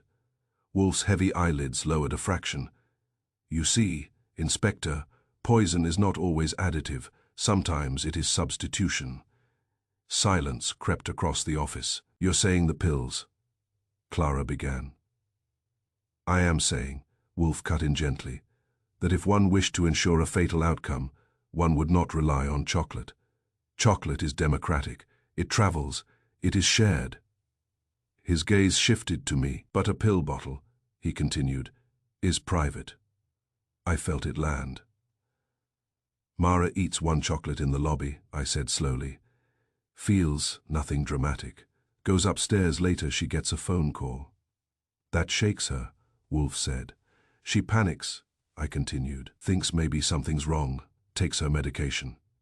"And if that medication has been altered," Wolfe finished quietly, "the murderer does not need to poison confectionery." Kramer swore under his breath. Clara's face had gone white again. "But how could anyone?" Wolfe raised a hand. "Excess, sequence, expectation." He set the bottle on his desk and tapped it once, echoing the gesture he had used on the chocolate box. "The murderer did not need to poison chocolate if he could poison the moment after," Wolfe said. Kramer folded his arms. "You think someone switched her pills?" "I think someone who understood her panic," Wolfe replied. "Understood she would reach for relief after being frightened." "And the chocolate?" I asked. Wolfe's mouth curved faintly, but there was no humor in it. The box was just the bell, he said. It rang. She walked to the door. The room seemed smaller suddenly. She picked up the prescription that morning, I said. So, someone would have had to intercept it after. Or before, Wolfe corrected. A pharmacy is not impregnable. Kramer's eyes narrowed. You accusing the pharmacist? I am accusing no one, Wolfe said evenly. I am observing opportunity. Clara leaned forward. Mara lived alone. She kept the pills in the bathroom cabinet. Who would know that? Someone in close, I said. Or someone observant, Wolfe added. I thought of the quiet male voice Nina Vale had described. Controlled. Not shouting. Worse. She had a phone call that upset her. I said, 2 nights before she died. And perhaps another on the day of, Wolfe murmured. Kramer turned toward the door. I'll get the pharmacy records rechecked, and we'll test every tablet in that bottle. Wolfe inclined his head. Do so. When Kramer left, the office felt heavy with understanding. Clara's voice was barely audible, so the chocolate was never meant to kill. No, Wolfe said calmly. It was meant to persuade. To persuade her she'd been targeted, I said. Yes, and to make her reach for what she trusted, Clara whispered. Wolfe's eyes rested on her with something almost like kindness. Expectation is a powerful trap, he said. A heart-shaped box announces love. A threatening call announces danger. Between the two, the victim supplies the rest. I looked at the pill bottle again, clean label. Neat alignment, cap receipted, as if by a careful hand. Somehow it didn't poison chocolate, I said quietly. They poisoned her sense of safety. Wolfe nodded once. The share did not kill, he said. The bite did not kill. The belief did. Outside, somewhere on the street, a delivery truck braked sharply, its bell clanging once before the engine cut. The sound lingered in my ears. The bell rings. The target walks to the door. Chapter 8. Who opens first? Wolfe does not approve of chaos. But he tolerates it the way a man tolerates weather, by treating it as an external nuisance, and then finding the pattern inside it. When he decides a thing must be understood, he gives it form. He puts it on paper, he pins it down. That afternoon, while Fritz was in the kitchen making something that smelled like sanity and I was trying to keep Kramer from chewing through the furniture, Wolfe turned our front room into a parlor game, except the prizes were not cigars and laughter. Archie, he said, bring me paper. Large. I brought him the biggest sheet I could find, and a pencil, and because I know Wolfe's moods, an eraser. He doesn't like mistakes to exist even briefly. What are we doing? I asked. We are arranging our ignorance, he replied, and that is Wolfe's idea of efficiency. He instructed me to draw the lobby of Mara Lynn's building. Not our brownstone, hers door, mailboxes, elevator, superintendent's desk, the bench with the torn cushion, and the little patch of marble that always looks clean because it is polished by footsteps. I am no architect, but I can Nero draw Wolfe boxes and and the lines, umbilical cord which is of sufficient for watch. murder. A jeweler When it was shows done, Sophie a watch Wolfe that regarded was it as if it and were a something map she of did. Europe. Open the Now, back, he said, there was a we will weird place the symbol, players. like the Players, watch I is tied repeated. to a You've person, turned and homicide she into cards. refused. Homicide In the is middle of always a the game, story. Wolfe said. Hope Only you the like losers it. pretend it is Comment not. next, and I will He had go me part use 2. coins, paper clips, and a spare cufflink as markers. It looked ridiculous. It felt ridiculous. Then he spoke, and it stopped being ridiculous. Jace Hall, Wolfe said. I placed a nickel near the entrance. It seemed right. Jace belonged near doors, like draft. Della Knox, Wolfe said. A paperclip by the mailboxes. That was where she'd stand if she wanted to be seen, where everyone had to pass. Mr. Rourke, Wolfe said. A penny by the superintendent's desk, because Rourke never left it unless a pipe burst or a tenant complained in a tone that threatened paperwork. Nina Vale, Wolfe said. A dime between the elevator and the door. Transitory, always angled toward leaving. And Mara Lynn, Wolfe said quietly. For that I used the cufflink, silver neat and wrong, in a lobby. I placed it near the elevator because that was where she had been when Jace offered her the box, standing with her keys, ready to go up and be left alone with her life. Wolfe folded his hands on his belly and looked at the board. "The question," he said, "is not who killed Mara Lynn." I blinked. "That's not the question." "It is the question Inspector Kramer asks," Wolfe said. "Therefore it is not the question we should ask." I sighed. "All right, what question should we ask?" Wolfe's eyes remained on the little nickel near the entrance. "Who opens first?" I waited, he continued. "The sender of the box relied upon a sequence. A box arrives, a man with the habit of appropriation opens it, he distributes it, he carries it upstairs. He is nice. The victim receives the narrative and supplies the rest." I nodded slowly. "So we're back to tradition?" "No," Wolfe said. "We are back to certainty. Tradition is merely the mask certainty wears in a neighborhood." Clara Ravington sat near the window, hands clasped hard enough to make the tendons show. She had the exhausted focus of a woman who has spent too many hours with police and too few with hope. "Mr. Wolfe," she said, "are you saying the killer didn't need to know Mara personally? Only the building?" Wolfe's gaze flicked to her.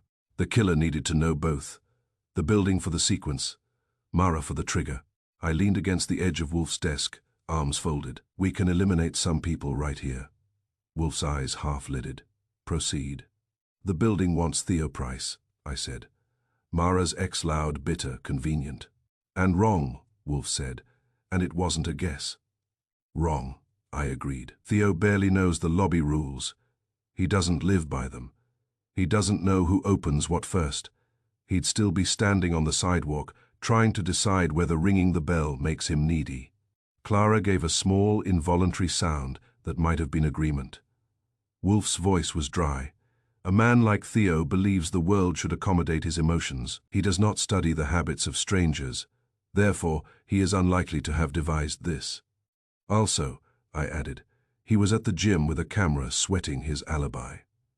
Wolfe dismissed that with a blink. "Alibis are often manufactured. His ignorance is more persuasive than Nina Vale," I went on. "Courier, she took a chocolate. She's new, too new to bet on tradition." Wolfe nodded. "She is transient. She participates only because she was offered. That does not make her a planner."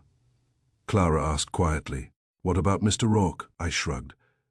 "He's as steady as a boiler and twice as charming.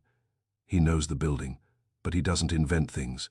He fixes them, slowly. He survives by not being noticed. Planning a murder requires the opposite." I pointed at the paperclip by the mailboxes. "That leaves Della Knox." Clara frowned, as if the name tasted wrong. "Della, she's respected. She's feared," I corrected. "There's a difference." Wolfe's eyes sharpened. "And she has been here 10 years. That was the hinge. 10 years is long enough to absorb a building's rhythm until you can predict it like a clock. 10 years is long enough to learn who borrows sugar, who borrows money, who borrows packages, and who borrows the moment." "She runs the tenants group," I said. "Not like a committee. Like a court petitions, complaints, judgments. You don't just live under her roof, you live under her opinions." Wolfe's voice was almost pleasant. "Yes, she knows every habit." "Every shortcut," I added. "Oh, go ahead, it's fine." Clara stared at the board. "But knowing habits isn't murder." Wolfe leaned forward slightly. "It is if you can weaponize them." He tapped the nickel, the marker for Jace, with a thick finger. "Mr. Hall opens first," Wolfe said. "Why?" "Because he can't stand not knowing what's inside," I said. "And because," Wolfe replied, "the building permits him." I blinked. "Permits him. The building complains," Wolfe said.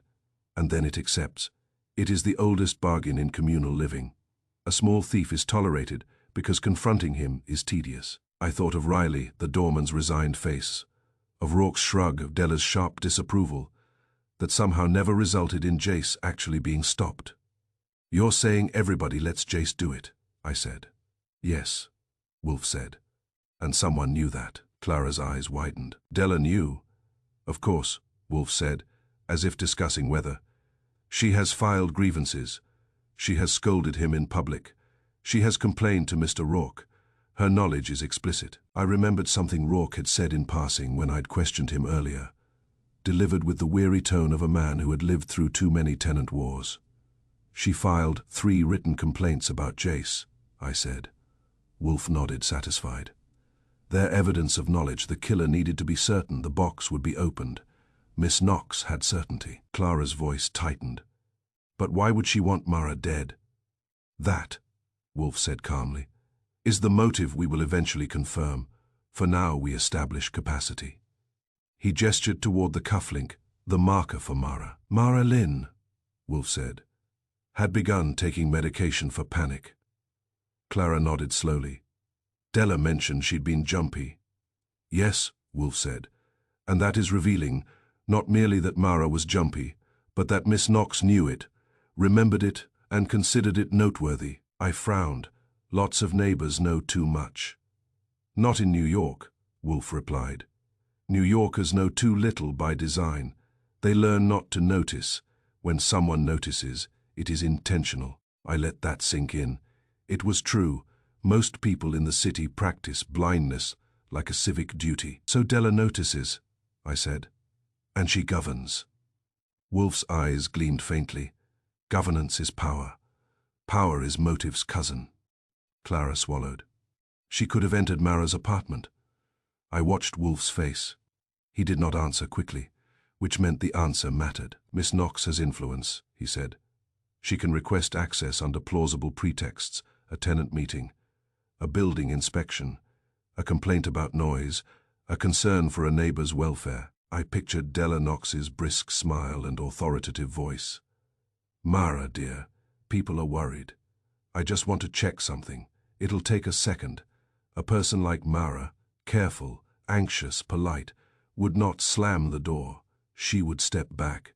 She would allow. And if Mara had a new prescription, I said, and she mentioned it, just casually, then Miss Knox would know where Nero it was Wolfe kept, and the Wolfe umbilical cord finished, of and that the wristwatch. victim A jeweler would shows rely on Wolfe it. a watch that Clara's only hands were something like shaking a again, but the On the prescription was back, picked there up was that a morning. hair thin How wire could Della?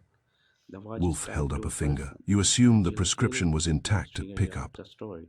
I I stared. hope you like You it. think it could have been Come back altered at the next, and I pharmacy? will drop part 2. It is possible, Wolfe said, but unnecessary if one has access afterward.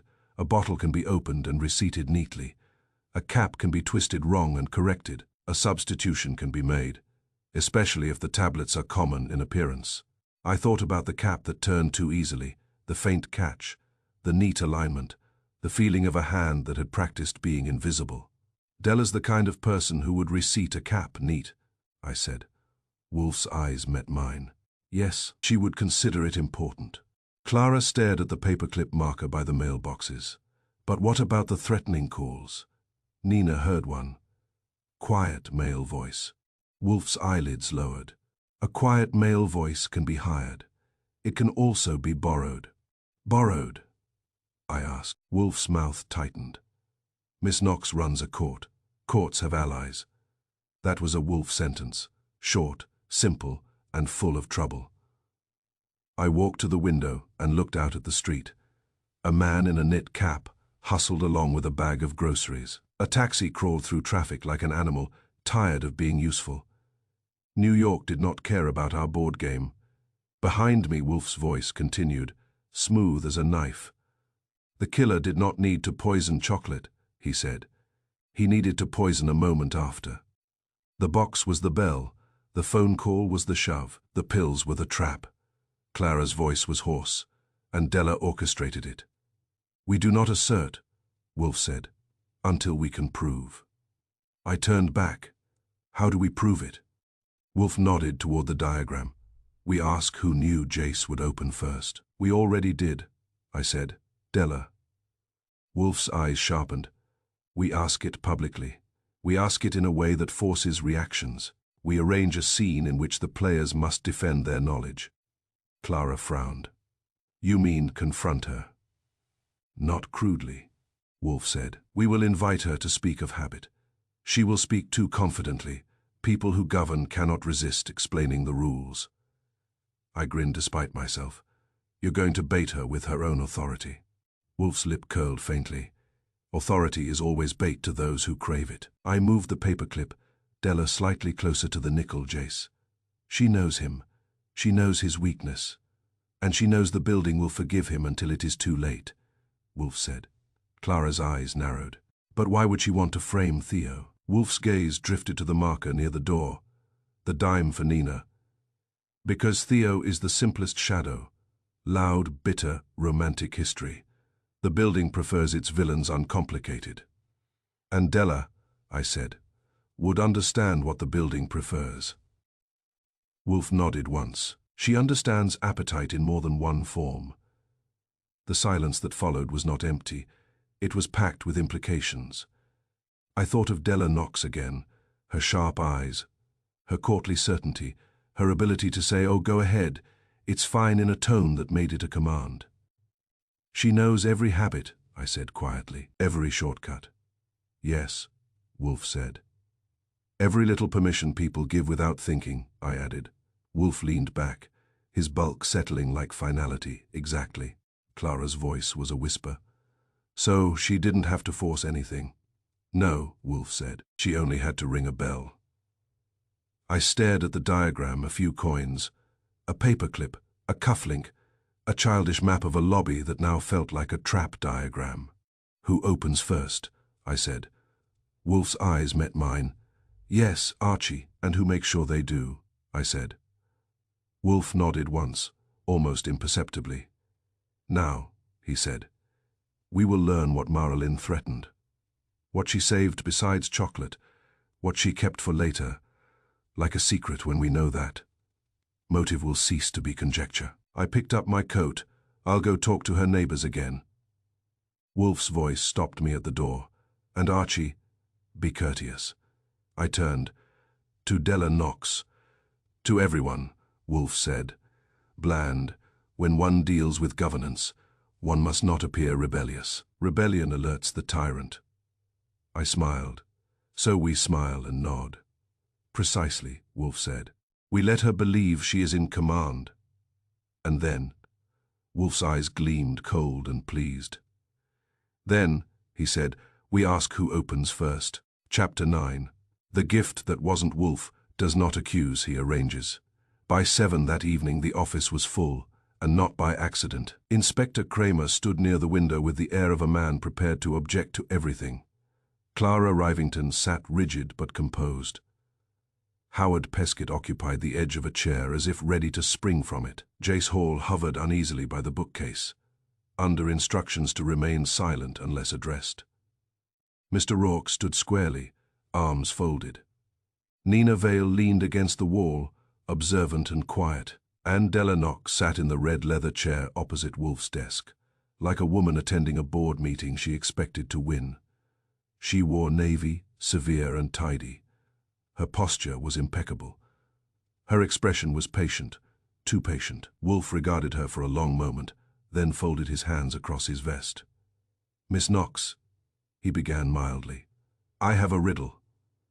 Della's lips curved faintly. I prefer Nero facts, Wolfe and Mr. the Wolfe. umbilical cord of his So do I, watch. Wolfe Angela replied, shows but Tulsi facts a watch require that only framing. runs when someone Here takes is the it. riddle. If the On chocolate the was back, harmless, there was a why the pale anonymous thin delivery? wire, like The the room watch is tied stilled. to a person. Della did Then not blink. Angela killed. Surely That's that the is for way the of the police. story. Hope you like No, it. Wolfe said Come up gently. next, and I will It talk is for part you. Her gaze sharpened. Why me? Because, Wolfe said, you understand this building better than anyone present. A faint flush touched her cheekbones. Pleasure, not embarrassment. I have lived there a long time, she said. Yes, Wolfe agreed. Long enough to know that anonymity does not hide the sender. It forces the receiver to ask the wrong questions. Della's fingers tightened once on the arm of the chair. What wrong questions? Who sent it? Wolfe said, instead of who opened it. Silence rippled across the room. Inspector Kramer shifted his weight. Get to it, Wolfe. Wolfe ignored him. An anonymous heart.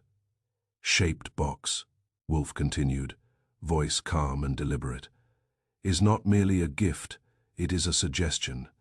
It whispers romance, it invites speculation, it invites rumor. Della's chin lifted slightly. People gossip. That is not a crime. No, Wolfe agreed, but gossip is a tool. I watched Della carefully. Her composure had not cracked, but it had narrowed. You knew, Wolfe said, that Mr. Hall would open the box. Della's eyes flicked toward Jace, then back to Wolfe. Everyone knows Jace opens things. Precisely, Wolfe said. She inhaled once, slow. That does not make me responsible. No, Wolfe said, but it makes you informed. Clara leaned forward slightly, her voice tight. Why would she want Jace to open it? Wolfe's gaze never left Della. Because Jace does not merely open, Wolfe said. He shares. The word landed. Della's lips pressed together. He is careless. Yes, Wolfe said softly, and predictable. Kramer stepped forward. You saying she counted on him? I am saying, Wolfe replied, that she counted on the building. Della's composure flickered for the first time. This is absurd, is it? Wolfe asked. An anonymous delivery ensures the box travels. Jace opens it. He offers chocolates in the lobby. He spreads the rumor like confetti. Summoner loves Mara. Howard Peskett's face went white. That rumor mattered, Wolfe continued. It reframed Mara's day. Della's voice sharpened. You are inventing motives. No, Wolfe said calmly. I am following sequence. He leaned forward slightly. Mara Lynn had recently begun suffering panic episodes, Wolfe said. You mentioned them easily. You knew about her new prescription. Nero Wolfe in Della's the eyes middle of a hardened. court of She wristwatch. confided in A me. jeweler shows Yes, Wolfe a watch Wolfe that said. only runs when She someone trusted touches you. it. Open the The bag. words There hung are heavy. here She picked two up a new items like prescription the morning the she watch is died, tied to a person. Wolfe went on. Then a jeweler kills A bottle the now actual half of the empty, story. its cap receipted Hope you like neatly, it. twisted Comment wrong then next, and corrected. I will drop part 2. Della's expression did not move, but her knuckles whitened. Inspector Kramer's voice was rough. We tested the pills. Yes, Wolfe said. You tested several. Kramer frowned. All of them? No, Wolfe corrected. Not the ones she swallowed. Silence. Wolfe's gaze sharpened. You did not need poison, he said quietly. Only substitution. Della's breathing had changed. Not faster, tighter. Capsules are easily opened, Wolfe continued. Contents removed, replaced, resealed. Kramer stared. With what? Wolfe's voice was flat. A stimulant, he said. One that mimics panic, elevates heart rate, induces breathlessness. A person already predisposed to anxiety would interpret the sensation as crisis. Clara's hand flew to her mouth. You're saying she panicked herself to death? Peskett demanded hoarsely. No, Wolfe said. I am saying she was nudged. He turned his eyes back to Della. You swapped a few capsules earlier, Wolfe said. Not poison, that would be crude. A dangerous stimulant, subtle enough to escape casual detection, potent enough to create terror. Della rose abruptly. This is outrageous. Kramer stepped in front of her. Sit down. She did not sit. You cannot prove that, she said sharply. Wolfe's voice remained calm. Mara eats one chocolate in the lobby, he said. Nothing catastrophic. Later she receives a phone call. A quiet male voice. Controlled, perhaps hired, perhaps persuaded. Nina Vale swallowed. She becomes frightened. Wolfe continued. She recalls the earlier death tied to chocolate. She feels her heart race. Anticipation, anxiety, suggestion. And she takes a pill, I said quietly. Yes, Wolfe said. He held Della's gaze. The substituted capsule amplifies her fear. The stimulant accelerates her pulse. Breath shortens. Vision narrows. A spiral begins. Della's jaw tightened. Speculation. No, Wolfe said. Expectation. He gestured once with a heavy hand. You did not need to poison the chocolate, Wolfe said. You needed only to ring a bell. The room felt smaller. The heart-shaped box was never a gift, Wolfe said. It was bait. For Jace, I said. For Mara, Wolfe corrected. Della's composure cracked then, just slightly, a flicker at the edge of her mouth. You cannot prove I touched her medication, she said. Wolfe inclined his head. Perhaps not directly. Inspector Kramer stepped closer. We can check pharmacy footage. We can check who had access to her apartment. Della's eyes flashed. I have a key for emergencies. There were no emergencies, Clara whispered. Wolfe's voice was quiet but relentless. You wanted Jace to open the box first, he said. You wanted the rumor to bloom. Simone loves Mara. He leaned forward, massive and deliberate. That rumor mattered, Wolfe said. It unsettled her. It suggested secrets. It forced her to reinterpret every recent conversation, including the one with you. Nero Wolfe and the Della's Milk breath Ball hitched. of wristwatch. A Because, jeweler Wolfe shows said Wolfe a softly, watch that only Mara runs had when discovered someone touches something. it. Silence. Open the bag, Clara's there voice was a trembled. hair-thin What? wire, like the Wolfe did watch not look tied away to a from person. Della. She had Then begun she reviewing blinked, tenants' like accounts she for the went out the association. Wolfe said, Hope you like it. small Open it discrepancies, next, and I will go fees faster. misallocated, funds shifted. Della's face went pale. Mr. Rourke swore under his breath. You govern, Wolfe said. You oversee, and you benefited. That is slander, Della snapped. It is arithmetic, Wolfe replied. He settled back into his chair. The gift was never a gift, Wolfe said. It was camouflage. Kramer's voice was tight. You saying she killed Mara over money? I am saying, Wolfe replied, that exposure is expensive.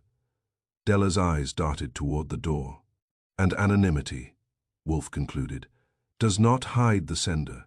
It forces the receiver to ask the wrong questions. Silence pressed in from all sides. Kramer took one slow step toward Della Knox. Don't move, he said.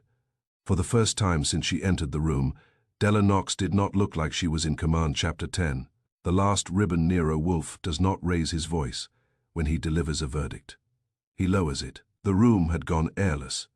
Della Knox stood rigid between Inspector Kramer and the door, her composure reduced to something brittle and shining.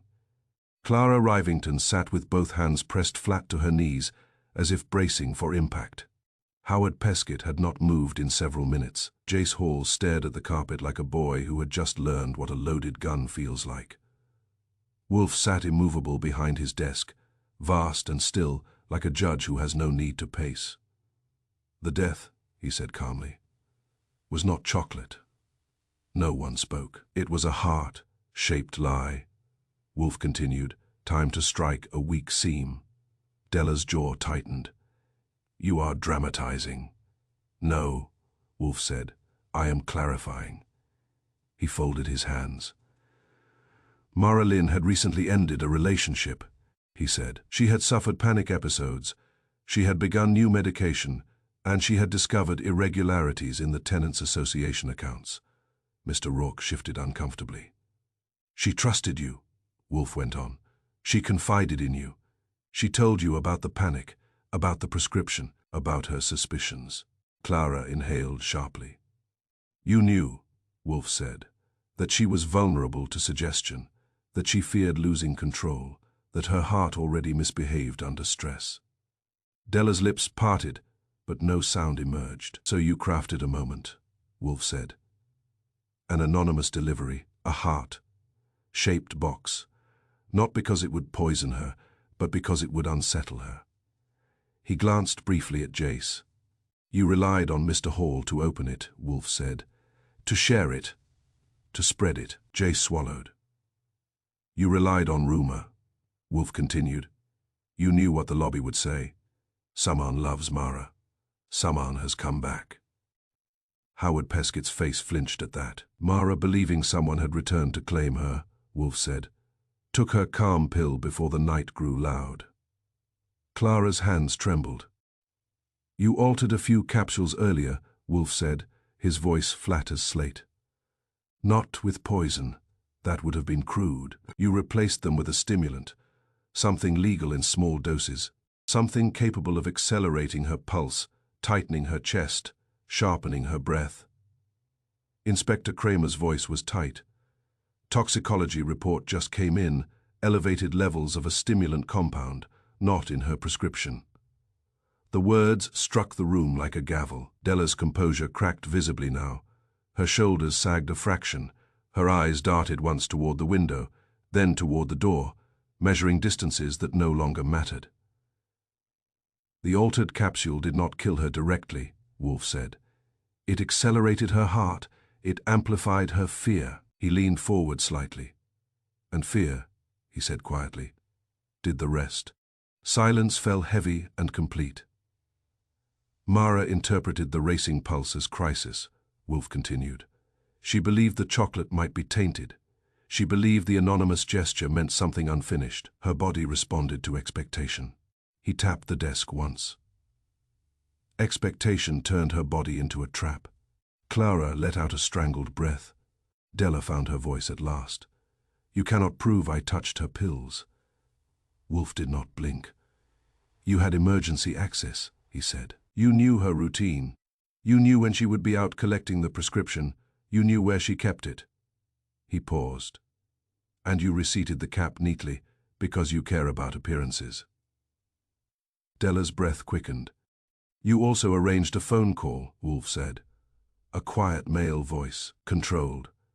A reminder that someone was watching, a suggestion that the past was not past. Nina Vale closed her eyes briefly. That was the call I heard. Della's composure shattered. It was only supposed to scare her. She burst out. Just enough to make her stop digging. The confession landed in the center of the room and did not bounce. Inspector Kramer stepped forward. You swapped the capsules, he said. Della's chin lifted defensively, but her voice trembled. It wasn't poison. It wasn't meant to kill. Wolfe's eyes were cold. You did not kill her with sweets, he said evenly. You killed her with a promise you knew she would swallow. The words cut clean. Della's breath came sharp and uneven now, as if she were feeling belatedly the panic she had engineered. I didn't know her heart was that weak, she said. Wolfe did not soften. You studied her weaknesses carefully enough to exploit them, he said. You cannot now plead ignorance of their strength. Inspector Kramer took her arm. You're under arrest, he said. For a moment, Della resisted. Not physically, but in posture. Her spine straightened, her mouth hardened. You think this building will thank you? She snapped at Wolfe. You think they don't bend rules every day? Jace opens packages, Rourke ignores violations. They all live on tradition. Wolfe's gaze did not waver. Yes, he said. And you turned tradition into a blade. Della's breath faltered. The oldest rule, Wolfe continued quietly, is that habit protects. You proved otherwise. Kramer tightened his grip. Move. As he guided her toward the door, the ribbon in her hair, navy to match her suit, caught briefly on the edge of a chair. It stretched taut, then snapped loose, falling to the floor. No one moved to retrieve it. The door closed behind her with a final click, for a long moment. No one spoke. Jace looked as if he might be ill. I just opened it, he muttered. Wolfe regarded him steadily. Howard Peskett stared at the floor, grief rearranging itself into something heavier and more permanent. Inspector Kramer returned after a minute, hat in hand, face grim but satisfied. Toxicology confirms it, he said. Capsules tampered stimulant compound inside a few of them, enough to trigger severe cardiac stress in someone predisposed. Wolfe inclined his head once. That will be sufficient. Kramer looked at him. You could have let us chase the chocolate. Yes, Wolfe said calmly. And you would have arrested the wrong shadow. Kramer grunted. I don't like being wrong. No one does, Wolfe replied. The room slowly began to empty. Nina left first, quiet and shaken. Rourke followed, shoulders heavy. Jace lingered a moment longer, then slipped out, perhaps for the first time aware that a small habit can carry weight. Clara remained. Thank you, she said softly. Wolfe waved a hand dismissively. Your brother will be found. He fled out of fear, not guilt. She nodded, eyes glistening, and left. At last, only Wolfe and I remained. I bent to pick up the fallen ribbon from the floor. It was ordinary, navy, smooth. A heart-shaped lie, I said. Wolfe closed his eyes briefly. Yes, he replied, A lie that required no poison, only timing. I turned the ribbon in my fingers. "The building won't forget this," I said. "No," Wolfe agreed. "It will learn." "Learn what?" Wolfe opened his eyes and fixed me with that steady, implacable gaze. "That tradition is a knife," he said, "if you hold it right." I dropped the ribbon into the wastebasket. Outside, the city moved as it always does. Deliveries made, doors opened, packages lifted by curious hands. But somewhere in that building, I suspected, a heart-shaped box would never again be mistaken for harmless.